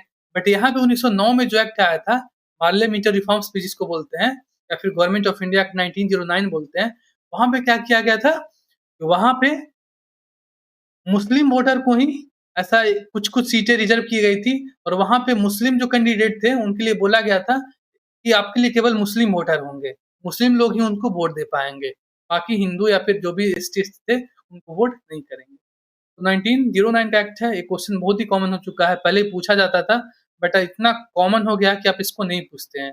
मुझे उम्मीद है कि ये जो पॉइंट है वो आप सभी को याद रहेगा, इसलिए यहाँ पे मैं आपको ज़्यादा टाइम नहीं दे पा रहा हूँ। और इसी एक्ट से पहली बार डिवाइड एंड रूल का भी आप बोल सकते हैं कि स्थापना हुआ था, यानी कि मुस्लिम वोटर को, मुस्लिम लोगों को हिंदुओं से अलग करने की कोशिश यहीं से स्टार्ट हुई है। 73 पे आते हैं। Who was the first Indian to appointed as a member of the governor general executive council. यहाँ पे एग्जीक्यूटिव काउंसिल की बात की जा रही है कि कौन से पहले इंडियन थे जिनको कि एग्जीक्यूटिव काउंसिल में जगह मिली थी। तो वो कौन थे? सत्येंद्र प्रसाद सिन्हा थे। और वो कौन से एक्ट से मिला था? तो 1909 के एक्ट से मिला था। ठीक है, अगर मैं आपसे बोलूं कि लेजिस्लेटिव काउंसिल में इंडियन को जगह पहली बार कब मिली थी, तो वो 1861 में मिली थी। 3 लोग थे, दिनकन राव, महाराजा बनारस एंड राजा पटियाला। ये 3 लोगों को यहाँ पे जगह मिली थी लेजिस्लेटिव काउंसिल में। लेकिन एग्जीक्यूटिव काउंसिल में जो जगह है वो 1909 के एक्ट में मिलता है। ये बात आपको ध्यान में रखना है, ठीक है ना। अब इसको याद करने के लिए आप इसको ऐसे भी देख सकते हैं। ये क्या हो गया, यहाँ पे 19 पे तो फोकस नहीं करेंगे ना, क्योंकि बहुत सारे एक्ट में कॉमन मिलेगा। हमको 09 पे फोकस करना है। तो 0 ओ के जैसा दिखता है, तो ओ फॉर ऑफिसर, और 9वें नंबर पे अल्फाबेट में क्या आता है? आई आता है। तो आई से आपको यहाँ पे ध्यान रखना है इंडियन, यानी कि जो ऑफिसर या फिर ऑफिसर को क्या बोलते हैं? एग्जीक्यूटिव बोलते हैं। तो पहली बार इंडियन, आई फॉर इंडियन, और यहाँ पे ओ फॉर ऑफिसर। तो पहली बार इंडियन ऑफिसर यानी कि एग्जीक्यूटिव बने थे और उनको एग्जीक्यूटिव काउंसिल में जगह बनी थी। बस मैं आपको सिंपली याद करने के लिए बता रहा हूँ कि अगर आपको इतना सा भी हेल्प मिल जाता है याद करने के लिए, तो बहुत बड़ी बात होगी। आप चीजों को कभी नहीं भूलेंगे, याद रहेगा आपको। साथ में ही एक और क्वेश्चन पूछा जाता है कि कौन से एक्ट से पहली बार प्रोविंसेस में नॉन ऑफिशियल मेजोरिटी को लागू किया गया था। तो वो भी क्या हो जाएगा, 1909 का एक्ट होगा। 1909 का एक्ट होगा। यहाँ से क्या हुआ था कि प्रोविंसेस में नॉन ऑफिशियल मेजोरिटी यानी कि गवर्नमेंट बनी थी, उनका पावर चलने लगा था। लेकिन अभी तक क्या हो रहा था, 1909 से पहले जो भी ऑफिशियल लोग थे, ऑफिशियल लोग कौन सा, जिसको कि ब्रिटिश पिक करते थे, ऑफिशियल कैटेगरी के लोग होते थे, इंडियन नहीं। ऑफिशियल हो गए ब्रिटिश वाले लोग, और नॉन ऑफिशियल जो इंडियन वगैरह, धीरे धीरे इलेक्शन शुरू हुआ था इनडायरेक्ट, तो जो इंडियन आना शुरू हुए थे उनको नॉन इलेक्शन बोला जाता था, नॉन ऑफिशियल बोला जाता था। तो 1909 में पहली बार प्रोविंसेस में नॉन ऑफिशियल मेजोरिटी गवर्नमेंट आना शुरू हुआ था। 74 आते हैं, which act introduce the provision of non official majority. मैंने अभी आपको बताया ये क्वेश्चन पूछा जाता है, और ये देखिए क्वेश्चन पूछा गया है। तो जब ये क्वेश्चन पूछा गया था 2019 में, तो ना बहुत सारे लोग जो यूपीएससी को भी पढ़ाते थे, वैसे तो यूपीएससी के भी टीचर, आप शुभ्रा रंजन मैडम को देख लेना, शुभ्रा रंजन मैम है, वो पॉलिटिकली सबसे फेमस टीचर है, वो भी इन सारी चीजों को कवर नहीं करती है, क्योंकि वो बोलती है कि इसमें पढ़ाने के लिए क्या है, सभी कुछ तो याद करना है। बट ऐसा नहीं है दोस्तों, अगर आप कॉन्सेप्चुअली इसको नहीं पढ़ेंगे तो वो आप रट्टा मारेंगे, फिर से 2 दिनों के बाद भूल जाएंगे। हर एक जो घटना होती है इतिहास में, उस घटना के पीछे कोई कारण होता है, उस कारण को जानना बहुत जरूरी है, तभी आप उस पॉइंट्स को लंबे समय के लिए बना पाएंगे माइंड में। तो 1909 में मैंने आपको बता दिया कि पहली बार नॉन ऑफिशियल मेजोरिटी प्रोविंसेस में लागू किया गया था, यानी कि जो इंडियन लोग थे, जो इलेक्टेड इनडायरेक्ट इलेक्शन से आ रहे थे, अभी तो डायरेक्ट इलेक्शन नहीं आया है, वो कहाँ पे आएगा, तो वो 1919 में आएगा। लेकिन इनडायरेक्ट इलेक्शन कहाँ से आ गया है, 1892 से आ गया है, और इंडियन लोग इसमें जाना शुरू कर दिए हैं, ठीक है। तो उसके बाद इंडियन की संख्या ज्यादा हो गई थी, तो यहाँ पे इसलिए प्रोविंसेस में नॉन ऑफिशियल मेजोरिटी गवर्नमेंट धीरे धीरे करके लागू किया जाने लगा था। इसको याद करने के लिए सिंपल इस पॉइंट को कि यहाँ पे देखिए, मैंने आपको बताया कि आगे का जो 19 है उसके ऊपर फोकस नहीं करना है। क्यों नहीं करना है, क्योंकि 19 आपको बहुत सारे एक्ट में दिख जाएगा, यहाँ पे भी दिख जाएगा, यहाँ पे भी दिख जाएगा, तो लास्ट वाले इस पे फोकस करेंगे, ठीक है। तो यहाँ पे क्या है, 9 है, 09 मतलब 9 है। तो 9 को कैसे लिखते हैं हम लोग, 9 को नो लिख सकते हैं, 9 को नो लिख सकते हैं, याद करने के लिए मैं बता रहा हूँ। 9 को नो लिख सकते हैं ना, तो no, N for none of, और ओ फॉर ऑफिशियल, याद रहेगा आपको, 9 से नो, एन फॉर नन, और ओ फॉर ऑफिशियल। तो नन ऑफिशियल की कॉन्सेप्ट यहीं पे आई थी, मेजोरिटी की कॉन्सेप्ट, ऐसे इसको ध्यान में रखें, ठीक है। 9 से नो याद रहेगा आपको। 75 पे आते हैं, जो कि है which act restored legislative power of the Bombay and Madras presidencies, reversing the centralization introduced by the earlier elective। इस अधिनियम ने पहले के अधिनियमों के द्वारा की गई केंद्रीकरण की नीति को हटाते हुए बॉम्बे और मद्रास प्रेसिडेंसी में विधायी शक्तियां वापस दे दी, यानी कि उनका जो लेजिस्लेटिव पावर छीन लिया गया था, उनको वापस लौटा दिया गया। ये भी क्वेश्चन कॉन्सेप्ट रिपीट हो चुका है, मैं आपको बताया था 1833 में क्या हुआ था, 33 में कंप्लीट सेंट्रलाइजेशन लागू हो गया था, और यहाँ पे जो बॉम्बे और मद्रास था, उनका कानून बनाने का जो शक्तियां था, जो भी विधायी पावर थे, लेजिस्लेटिव पावर थे, उनको छीन लिया गया था, और बोला गया था कि अब क्या बन गए हैं, अब यहाँ पे गवर्नर जनरल ऑफ इंडिया बन गए हैं। तो भैया पूरे इंडिया के लिए पावर और कानून वही बनाएंगे, आपका काम नहीं है कानून बनाने का, कानून बनाने का काम इनको है, ठीक है। तो 33 में छीन लिया गया था, और मैंने आपको बताया कि 61 में वापस लौटाया गया, ये भी चीज मैं आपको बता चुका हूँ। कैसे याद करते हैं 61 को, इसके ऊपर 61 पे फोकस करेंगे। 6वें नंबर पे ए एफ आता है, और पहले नंबर पे ए आता है, तो एफ फॉर फ्रीडम, यानी कि फ्रीडम इनको वापस मिल गया था बॉम्बे मद्रास को। उसके साथ में 3 नए नए प्रोविंशियल पावर को बनाया गया था। कौन कौन सा, बंगाल को 1862 में, मतलब यहाँ पे लेजिस्लेटिव शक्तियां डेवलप की गई थी। आप बोल सकते हैं कि जैसे विधान परिषद अभी है ना, तो विधान परिषद यहाँ पे बनाया गया था इसके बाद में, 61 के बाद में, क्योंकि 61 के बाद क्या था, उनको फ्रीडम मिलना शुरू हो गया था। तो 61 के बाद 62 में सबसे पहले बंगाल को बोला कि भाई आप लोग भी क्या कीजिए, अपना प्रोविंशियल लेजिस्लेटिव काउंसिल बना लीजिए। उसके बाद फिर NWP नॉर्थ वेस्ट फ्रंटियर को भी बोला गया 66 में कि आप भी अपना प्रोविंशियल लेजिस्लेटिव असेंबली बना लीजिए। पंजाब को 1897 में बोला गया कि आप भी अपना प्रोविंशियल लेजिस्लेटिव असेंबली बना लीजिए। तो कभी कभी ना इनका कर्म पूछा जाता है, आपको स्टेटमेंट दे दिया जाएगा और पूछेगा कि किस कर्म में थे। तो सबसे पहले बंगाल में, इनका डेट याद रखना इंपॉर्टेंट नहीं है, इनका सीरियल नंबर आपको ध्यान में रखना है, क्रम ध्यान में रखना कि सबसे पहले बंगाल में बना था, उसके बाद प्रोविंसेस कहाँ पे एनडब्ल्यूपी में बना था और फिर पंजाब में बना था, ठीक है। 76 पे आते हैं जो कि है the Indian council act of 1892 was significant because of. थोड़े से हम लोग ऑडियो और वीडियो को देख लेते हैं कैसा चल रहा है। चलिए सही चल रहा है।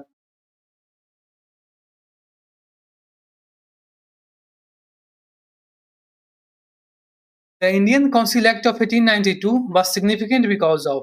पूछ रहा है कि जो 1892 का इंडियन काउंसिल एक्ट है वो सिग्निफिकेंट क्यों है, क्यों इंपॉर्टेंट है। Granted full autonomy and self governance to selected Indian provinces. Full autonomy तो नहीं मिला है, ये तो गलत बात है ना। फुल ऑटोनॉमी कहाँ पे मिलता है प्रोविंसेस को?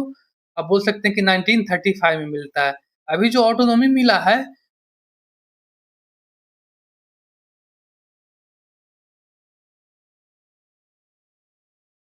61 में, वो किसके लिए मिला था? तो उनको केवल एक छूट दिया गया था कि आप प्रोविंशियल लेजिस्लेटिव काउंसिल बना सकते हैं। जैसे अभी विधान परिषद हो गया ना, तो बोला गया कि आप विधान परिषद बना सकते हैं, लेकिन फुल ऑटोनॉमी कहाँ पे मिलता है प्रोविंसेस को? 1935 में मिलता है, कि 1999 में तो डायरेक्टली लागू हो गया था।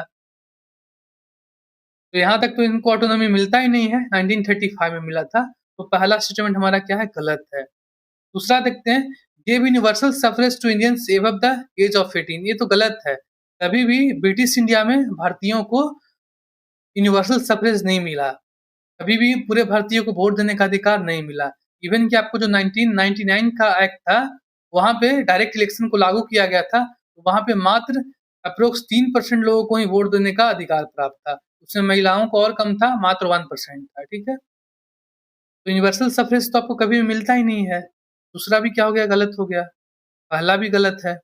तीसरे पे देखते हैं, abolish the east India company. ये भी गलत है, क्योंकि ईस्ट इंडिया कंपनी को तो 1858 में ही खत्म कर दिया गया था ऑफिशियली। ये भी गलत है। चौथा देखते हैं, introduce the limited Indian representation in legislative council. ये सही है। इसका मतलब क्या हुआ? इंडियन रिप्रेजेंटेशन यानी कि इनडायरेक्ट इलेक्शन। तो 1892 में इनडायरेक्ट इलेक्शन को स्टार्ट किया गया था। फोर्थ नंबर सही है। यहाँ पे मैंने आपको आईबी का कॉन्सेप्ट भी बताया था कि आई फॉर इनडायरेक्ट इलेक्शन और बी फॉर बजट। बजट पे डिस्कशन का भी अधिकार इनको इंडियन को 1892 से ही मिला था। 77 पे आते हैं, under the Indian council act of 1861 which of the following provincial legislative council were newly established to promote decentralization। अभी मैंने आपको बताया ना कि 61 में क्या हो गया था? फ्रीडम मिला था प्रोविंसेस को असेंबली, लेजिस्लेटिव असेंबली को स्टार्ट करने के लिए। ये भी मैंने आपको बताया था कि 33 में इनका जो पावर था कानून बनाने का, प्रोविंसेस को उसको छीन लिया गया था, क्योंकि 33 में क्या हो गया था? कंप्लीट सेंट्रलाइजेशन लागू हो गया था और गवर्नर जनरल ऑफ इंडिया बन गए थे। तो बोला कि मैं पूरे इंडिया के लिए कानून बनाऊंगा, आपको कानून बनाने का शक्ति नहीं है। तो 33 में छीन लिया गया और 61 में वापस दिया गया था, ठीक है। तो उसमें जो मैंने आपको बताया कि पूछा जाता है कि किसको किसको बनाया गया था, या फिर किसको किसको कौन से सीरियल में बने थे। तो सबसे पहले 62 में बंगाल बना था, उसके बाद 66 में नॉर्थ वेस्ट प्रोविंसेस बना था, और सबसे लास्ट में पंजाब 1897 में बना था। ये सूबा नहीं बना है, प्रोविंस नहीं बना, यहाँ पे प्रोविंशियल काउंसिल बनाया गया, लेजिस्लेटिव काउंसिल बनाया गया। जो अभी विधान परिषद होता है ना, तो वहां पे बनाया गया, विधानसभा या फिर विधान परिषद यहाँ पे बनाया गया, ठीक है। ये चीज मैं आपको पहले भी याद करवा चुका हूँ, तो इसके ऊपर हम लोग ज्यादा टाइम नहीं देंगे। हम लोग आते हैं सीधे 78 नंबर पे। This act introduce dyarchy in provinces established bye cameral legislature at the central level. तो 1999 का एक्ट है। मैंने आपको बताया था कि 19 में नाइस बोल करके धोखा दे दिया, बैक पे डस लिया। डस से यहाँ पे डायरकी एट स्टेट यानी कि डायरकी एट प्रोविंसेस, और बैक मतलब यहाँ पे by cameral at centre, PAC और डीएएस आपको ध्यान में रखना है। ये चीज मैं आपको पहले भी याद करवा चुका हूँ, तो यहाँ पे मैं ज्यादा समय नहीं दे रहा हूँ, ठीक है। 79 पे आते हैं जो कि है, in the Indian council act 1909 Morley Minto reform जिसको बोलते हैं, the number of seats in the council was increase to, कितना हो गया था? 60 हो गया था, ठीक है। इसको कैसे ध्यान में रखना है? देखिए, सबसे पहले 1853 में लेजिस्लेटिव काउंसिल बना था। उस समय टोटल मेंबर्स कितने हो गए थे?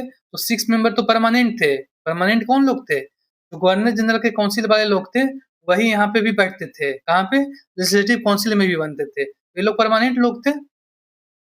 6 और लोगों को जोड़ा गया था, तो 6 से कितना हो गए थे? 12 हो गए टोटल 53 में। 1861 में इनकी संख्या को बढ़ा करके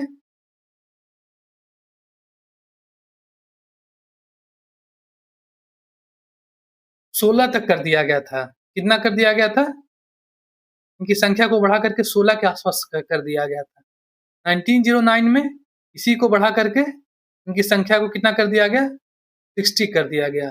यहाँ पे थोड़े से वो माउस से लिख रहा हूँ दोस्तों, तो राइटिंग सही नहीं है, बट आप मेरे कॉन्सेप्ट को समझिएगा। जब भी मैं यहाँ पे पेन वगैरह का यूज शुरू करूंगा तो वो राइटिंग भी सही हो जाएगी। अभी मैं केवल थोड़े से यहाँ पे मतलब बोल सकते हैं कि आपके मैनेज के लिए यहाँ पे किसी तरीके से लिख पा रहा हूँ, ठीक है।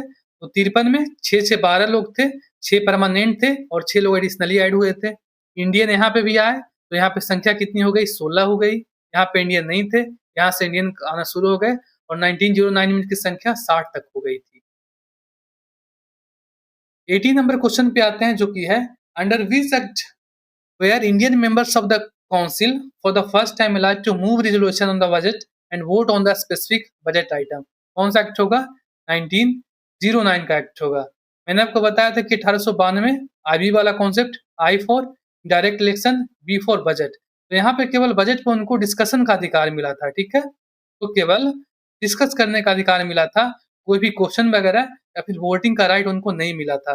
बट इसके बाद 1909 का एक्ट आएगा और इनकी पावर थोड़ी सी बढ़ेगी, क्योंकि जैसे जैसे एक्ट आता जाएगा वैसे वैसे इंडियन का जो पावर है वो बढ़ते जाएगा और अल्टीमेटली हमें क्या मिल जाएगा? फ्रीडम मिल जाएगा। तो 1892 में केवल बजट पे डिस्कशन करने का अधिकार मिला और 1909 में एक क्वेश्चन पूछने का भी अधिकार मिल गया, साथ में ही कुछ कुछ आइटम पे बजट से रिलेटेड वोट करने का भी अधिकार मिल गया, ठीक है। तो आंसर क्या होगा इसका? 1909 होगा। 81 पे आते हैं, under the government of India act 1919 what percentage of the Indian population was approximately eligible to vote। कह रहा कि 1999 में क्या हुआ था? डायरेक्ट इलेक्शन इंट्रोड्यूस हुआ था। डायरेक्ट कौन से एक्ट में हुआ था? आप कमेंट सेक्शन में बताएंगे, ठीक है। डायरेक्ट यहाँ पे इलेक्शन हुआ तो कितने प्रतिशत लोगों को वोट करने का अधिकार मिला था? कितने प्रतिशत से? लगभग 3% से। आप यहाँ पे देखिए, इलेक्शन कमीशन का एक ट्वीट है 18 का, उसमें क्या दिखा रहा है कि 1919 में अप्रोक्स 2.8% थे। तो 2.8 से नजदीक क्या होगा? यहाँ पे 2% होगा। अगर 3 रहता तो वो ज्यादा सही ऑप्शन होता, बट हमारे ऑप्शन में क्या है? 3 नहीं है, इसी के लिए हमें 2 पे ही जाना पड़ेगा, है ना। 2.8 के नजदीक में क्या है? 2 है। 82 पे आते हैं, with reference to the Marley-Minto reforms of 1909 consider the following statement। Morley Minto reform से संबंधित निम्नलिखित कथनों पर विचार कीजिए और करेक्ट स्टेटमेंट को फाइंड कीजिए। पहला क्या बोला जा रहा है? They also called Indian council act 1909। सही है, 1909 के एक्ट को ही इंडियन काउंसिल एक्ट भी बोलते थे। They increased the strength of the council, ये भी सही है कि काउंसिल की संख्या में कितना का इजाफा हो गया था? तो 16 से 60 लोग आ गए थे, बढ़ करके 60 लोग हो गए थे। काउंसिल जो लेजिस्लेटिव काउंसिल था उसमें संख्या 60 लोगों का हो गया था। The right to separate electorate was given to the Muslim, ये भी सही है। यहाँ पे पहली बार जो माइनॉरिटी थे उनको अलग वोटर दे दिया गया कि माइनॉरिटी है तो वो माइनॉरिटी कैंडिडेट को ही वोट करेंगे। तो तीनों स्टेटमेंट ए बी सी बिल्कुल सही है। ये क्वेश्चन केवल देखने में टफ था। 83 पे आते हैं, which sect introduced by cameral at the centre in the central level in the British India. कई बार मैं आपको बता चुका हूँ कि 1999 के एक्ट से सेंट्रल लेवल पे बाई कैमरल लेजिस्लेशन का शुरुआत हुआ था और स्टेट में यानी कि प्रोविंसेस में डायरेक्टली लगा था।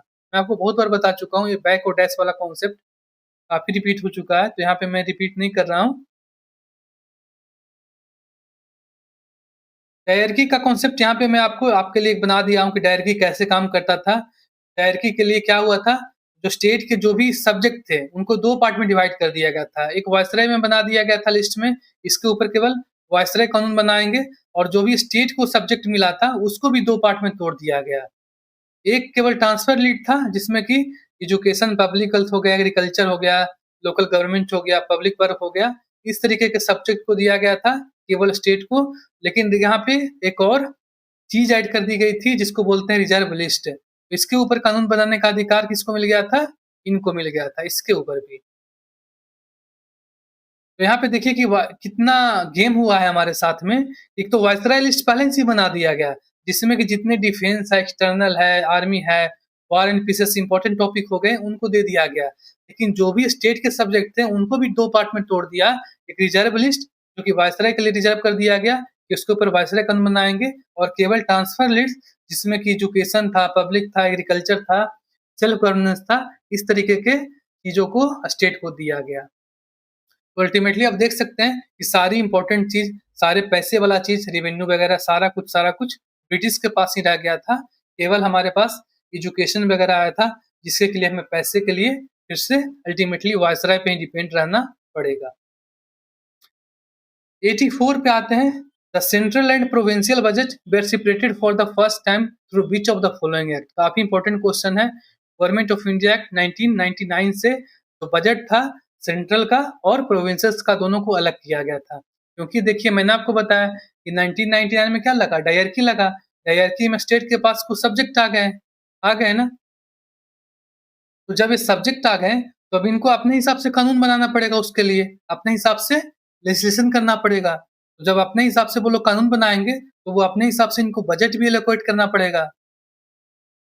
अपने हिसाब से तो इन्हीं के लिए क्या किया गया, बोला कि भाई आपका सब्जेक्ट मिल गया है, अब अपने लिए इसका बजट का भी प्रावधान कीजिए, ठीक है? 85 पे आते हैं। Which act granted Indian legislative members the right to vote on the budget for the first time. Vote करने का अधिकार बजट पे कब मिला? 1909 पे। डिस्कशन करने का अधिकार कब मिला था? 1892 पे।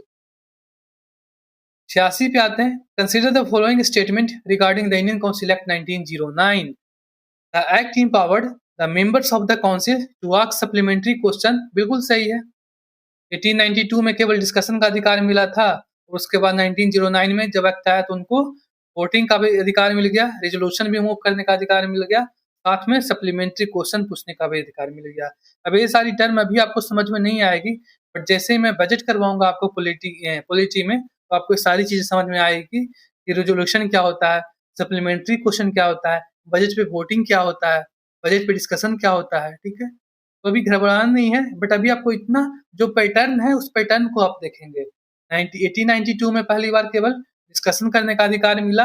1992 में उनके पावर को और बढ़ाया गया, क्योंकि जैसे-जैसे एक्ट आएगा, आपको इंडियन का पावर बढ़ते हुए देखने को मिलेगा। अल्टीमेटली हम लोग फ्रीडम अचीव कर लेंगे। The act legalized communalism by giving a separate electorate to the Muslim. ये भी सही है। 1 एंड 2 बोथ सही है कि पहली बार सेपरेट इलेक्टोरेट का कॉन्सेप्ट लाया गया और बोला गया कि मुस्लिम लोग केवल पहले प्रेफरेंस में मुस्लिम को वोट देंगे। 87 आते हैं। Establishment of the public service commission in India was provided for under which following act. कौन से एक्ट से भारत में लोक सेवा आयोग की स्थापना का प्रावधान लाया गया था? तो वो 1999 का एक्ट होगा। अभी तक पब्लिक सर्विस कमीशन नहीं बना था। अभी तक क्या हो रहा था कि लंदन में एग्जाम हो रहा था सिविल सर्विसेज के लिए, और जो वहाँ पे एग्जाम में पास आउट होते थे, उनको यहाँ पे ला करके सिविल सर्वेंट बना दिया जाता था। पब्लिक सर्विस कमीशन अभी भी नहीं बना था, इसलिए जो इंडियन लोग थे, वो अभी भी सिविल सर्वेंट बहुत ही कम बनते थे, क्योंकि लंदन में एग्जाम देने कौन जाएगा भाई, है ना? लेकिन पहली बार 1999 के एक्ट में बोला गया कि अब हम लोग क्या बनाएंगे, पब्लिक सर्विस कमीशन बनाएंगे। ये आपका यूपीएससी का एग्जाम को कंडक्ट करवाएगा और यही से आपका सिलेक्शन होगा। क्यों इसकी जरूरत पड़ी थी, क्यों इसका डिमांड था? क्योंकि आप देखो कि अप्रैल 1999 में क्या हुआ था, जलियांवाला मास्कर हुआ था, जलियांवाला हत्याकांड हुआ था। करीब 2000 लोगों को डायरेक्टली गोली से मार दिया गया था। तो जो इंडियन लोग थे, वो ऐसा सोचते थे कि अगर यहाँ पे हमारे हायर लेवल पे जनरल डायर ने क्या किया था, गोली चलवाने का ऑर्डर दिया था। सैनिक क्या थे, इंडियन सैनिक थे, लेकिन अथॉरिटी कौन था? ब्रिटिश के पास में अथॉरिटी है हायर लेवल पे। तो जो हमारे उस समय के क्रांतिकारी लोग थे, वो लोग ऐसा सोचने लगे कि अगर यहाँ पे हमारे लोग होते जनरल डायर की जगह, तो वो कभी भी गोली नहीं चलवाता हमारे ऊपर। तो वो ऐसे सोचने लगे कि हाँ भाई, अब ऐसा व्यवस्था करो, डिमांड करने लगे कि अब ऐसा व्यवस्था करो कि हमारे लोग क्या हो, यूपीएससी यानी कि सिविल सर्वेंट बने और हमारे लोग ही आईएएस आईपीएस बने और हमारे लोग इन चीजों को कंट्रोल करें कि फर्दर इस तरीके का कोई हत्याकांड या फिर गोलीकांड नहीं हो। तो इनका डिमांड काफी वोकल हो गया था। तो इसी के बाद अप्रैल 99 में एक हत्याकांड हुआ और दिसंबर में या फिर नवंबर में ये जो एक्ट है वो लाया गया था, गवर्नमेंट ऑफ इंडिया एक्ट, और उसमें बोला गया कि ठीक है, अब हम लोग पब्लिक सर्विस कमीशन बना देते हैं जो कि इंडिया में रहेगा और इंडिया में एग्जाम होगा और यहीं से लोगों का सिलेक्शन होगा और इंडियन पीपुल आगे बढ़ेंगे, यहाँ के लोग सर्विसेज में आगे आएंगे। पहली बार पब्लिक सर्विस कमीशन का चेयरमैन कौन बना था? तो रॉस वारकर बना था। ये भी आपको ध्यान में रखना है, कभी कभी पूछा जाता है कि पहली बार पब्लिक सर्विस कमीशन 1999 के एक्ट से जो बना था उसका चेयरमैन कौन था। 87 के बाद 88 में आते हैं जो कि है, थोड़ी सी टाइम को देख लें क्या चल रहा है अपना टाइमिंग। चलिए सही है, 1 घंटे 10 मिनट हुए हैं और हम लोग अप्रोक्स 38 क्वेश्चन कर चुके हैं। ठीक है, देखते हैं 50 क्वेश्चन कब तक होता है। Why which of the following acts the system of Chamber of Princes with the 120 members were created? Question पूछा जा रहा है कि कौन से एक्ट से 120 मेंबर का चैम्बर ऑफ प्रिंसेस बनाया गया था, तो वो कौन सा एक्ट होगा? 1999 का एक्ट होगा। क्योंकि देखिए 1999 के एक्ट में जो भी स्टेक होल्डर थे सभी के लिए कुछ ना कुछ किया गया था। आप देखो कि प्रोविंसेस में क्या आया था? डायरेक्टी आया था, सेंट्रल लेवल पे बाइकैमरल आया था लेजिस्लेशन, तो बच क्या गए थे? प्रोविंसेस बच गए थे। इनकी भी डिमांड थी कि हमारा भी बातों को सुना जाए, हम ना स्टेट में है, प्रोविंसेस में है आपके अधीन, और ना ही हम लोग फेडरेशन यानी कि सेंटर में आते हैं। हमारा क्या अपना अलग यूनिट है, हम आपसे इंडिपेंडेंट है। तो वो कंप्लीटली इंडिपेंडेंट नहीं थे, बट ऐसा बोलते थे ना, जो प्रिंसली स्टेट थे वो इंडिपेंडेंट थे, बट इंडिपेंडेंट तो वो पूरी तरीके से नहीं थे। वो लोग बोलते थे कि ना हम प्रोविंसेस में है, ना ही हम सेंटर पे हैं, हमारी अलग सिस्टम है, तो हमारे लिए कुछ अलग सिस्टम का व्यवस्था कीजिए।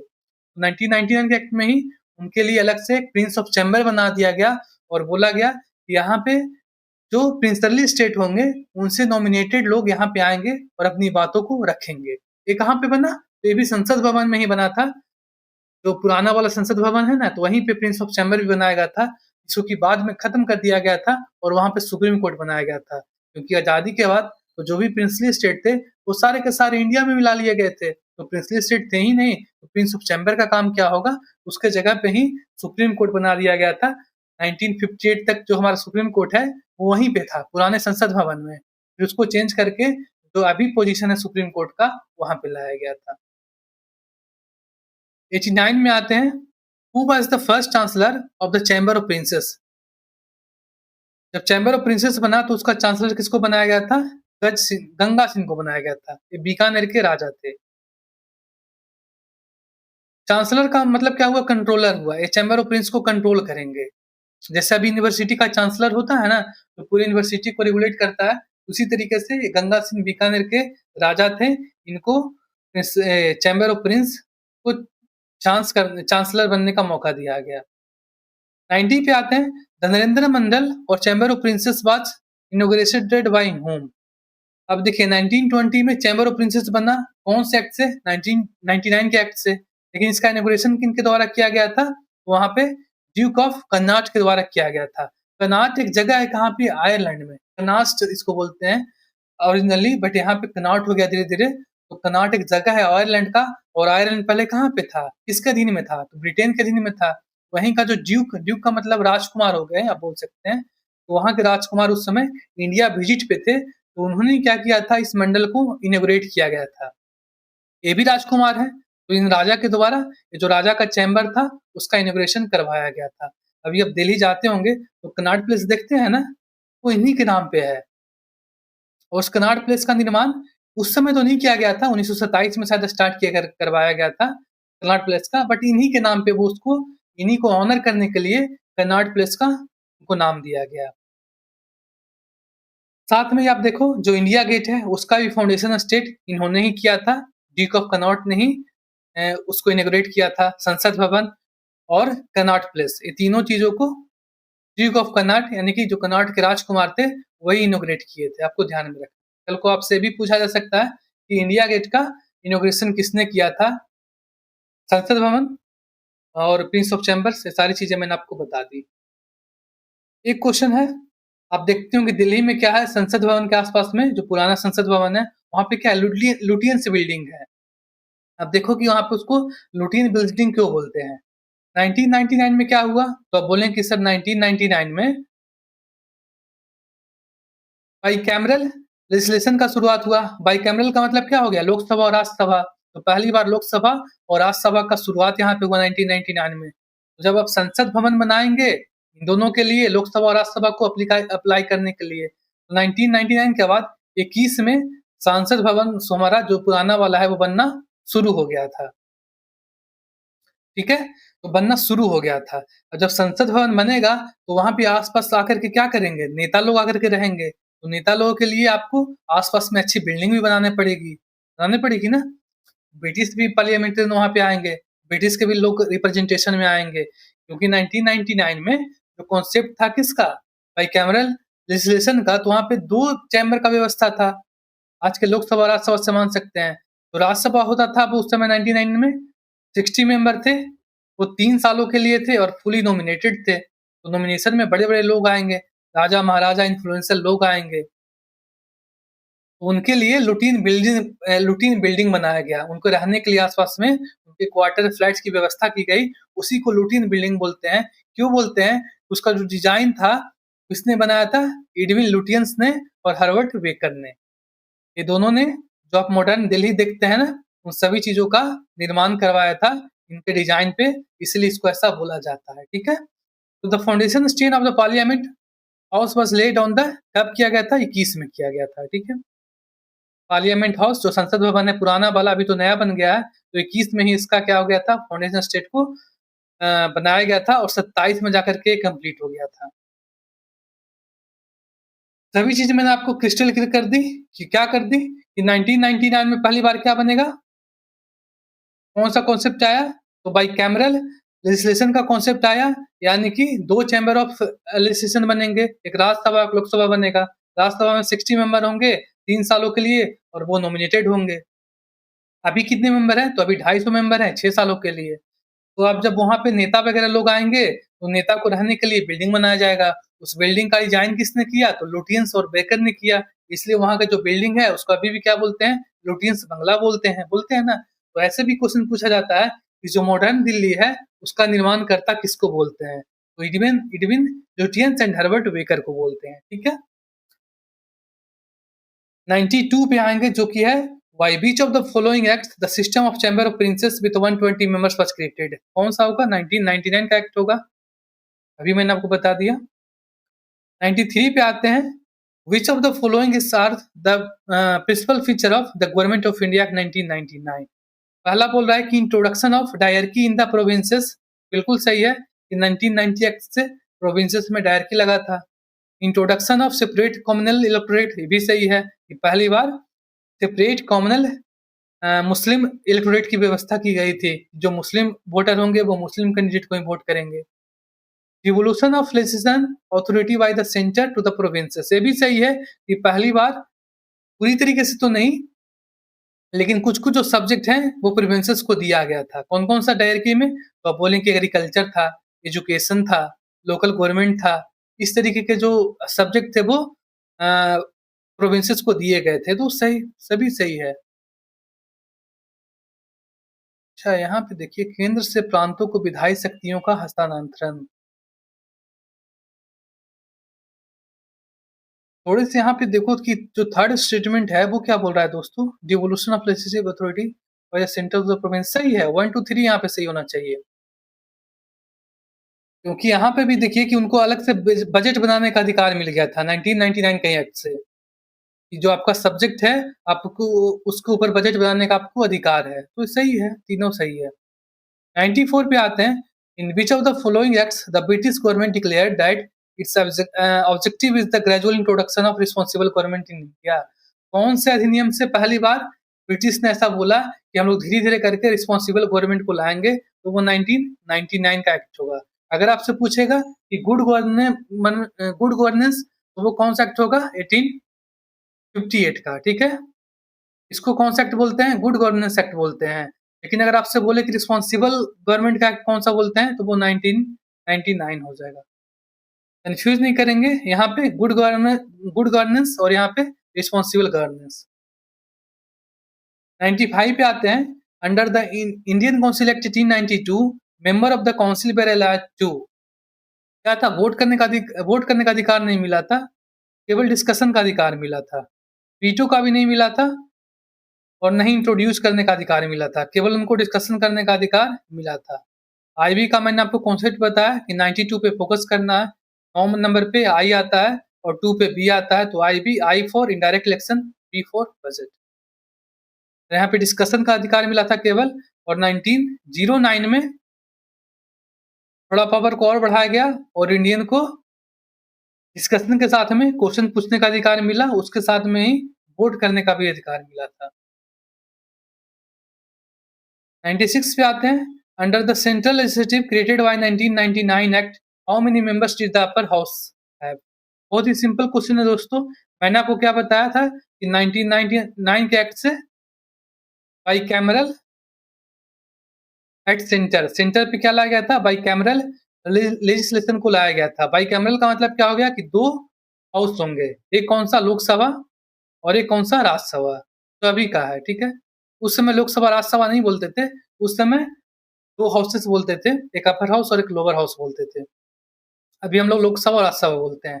तो बोल रहा है कि अपर हाउस में काउंसिल ऑफ स्टेट में कितने मेंबर थे, 60 मेंबर थे, और ये कितने सालों के लिए थे, 3 सालों के लिए थे। और लोअर हाउस में 145 मेंबर थे और वो कितने सालों के लिए थे, 5 सालों के लिए थे, ठीक है। 97 नंबर पे आते हैं। With reference to the electoral franchise in India during the British period, consider the following statement.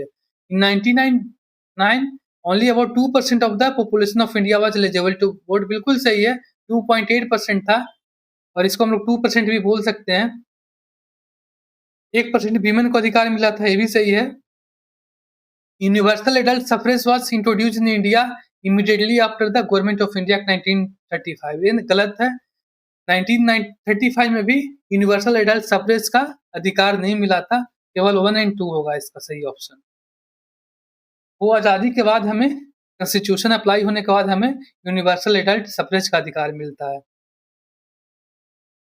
97, 98, which of the following acts introduce the system of dyarchy at the central level. ये कौन सा होगा, 1999 का act होगा। बहुत बार याद करवा चुका हूँ, बैक पर 10 लिया था 1999 में। तो बैक से मतलब by cameral at centre, S से डायरकी एट स्टेट, ठीक है। कोई इसमें डाउट नहीं होना चाहिए, क्योंकि ये क्वेश्चन शायद 10वीं बार, जो कॉन्सेप्ट है 10वीं बार रिपीट हो रहा है। और दोस्तों, मैं रिपीट करने में जरा भी टेंशन नहीं लेता हूँ। मैं ऐसा सोचता हूँ कि आप इसको जितनी बार रिपीट करेंगे, जितनी बार प्रैक्टिस करेंगे, आपको उसी तरीके से मैथ के जैसा आपके दिमाग में बिल्कुल सेट हो जाएगा।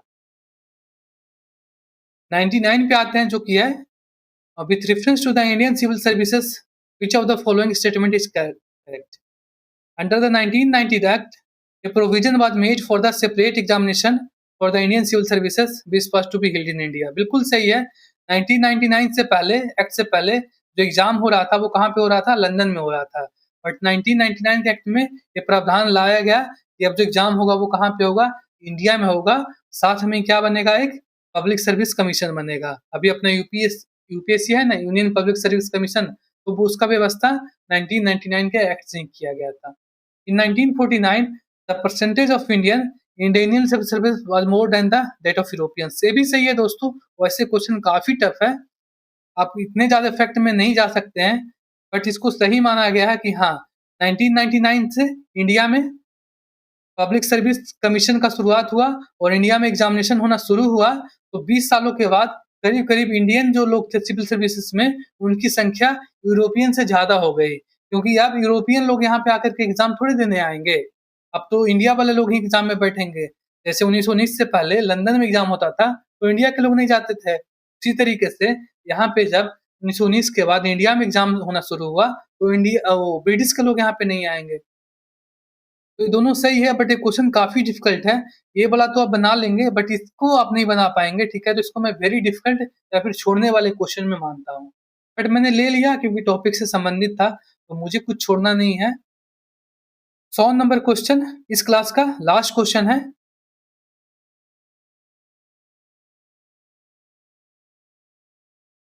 Civil service commission was established in the which year leading to the introduction of merit based Indian civil services? कौन से होगा? 1999 का एक्ट होगा। पहली बार सिविल सर्विस कमीशन का व्यवस्था किया गया और बोला गया कि अब जो एग्जाम होगा वो आपकी पब्लिक सर्विस कमीशन करवाएगी और वो एग्जाम कहाँ पे होगा? इंडिया में होगा। ठीक है, मैं सारी चीजों को आपको याद करवा चुका हूँ। दोस्तों, तो सेशन कैसा रहा आप जरूर मेंशन करेंगे कि हाँ, जो मैं चीजों को बताया वो आपको समझ में आया कि नहीं आया, आपको चीजें याद हुई कि नहीं हुई। मैं बोलता हूँ कि मैं सारी चीजों को याद करवाऊंगा, तो वो चीजें आपसे याद हो रही कि नहीं हो रही है, आप सारे फीडबैक जरूर देंगे। और इसी के साथ हम लोग मिलते हैं अगले वीडियो में। बिल्कुल आपको कोर्स जो है वो 30 दिनों में कंप्लीट करवाएंगे। अगर मैराथन सेशन भी लेना पड़े तो उसको भी लेंगे। बस आपका रिस्पॉन्स मिलना चाहिए कि हाँ सर, चीज़ जो आप पढ़ा रहे हैं वो क्या है, बिल्कुल मक्खन है, क्रीम है और ऐसी चीज़ें कभी नहीं बताई जाती है। बताई भी जाती है तो वो ऊपर-ऊपर से बता कर के निकल जाते हैं लोग, कभी समझा नहीं पाते हैं। ठीक है? तब तक के लिए टाटा, बाय-बाय, थैंक यू, जय हिंद, स्वस्थ रहें।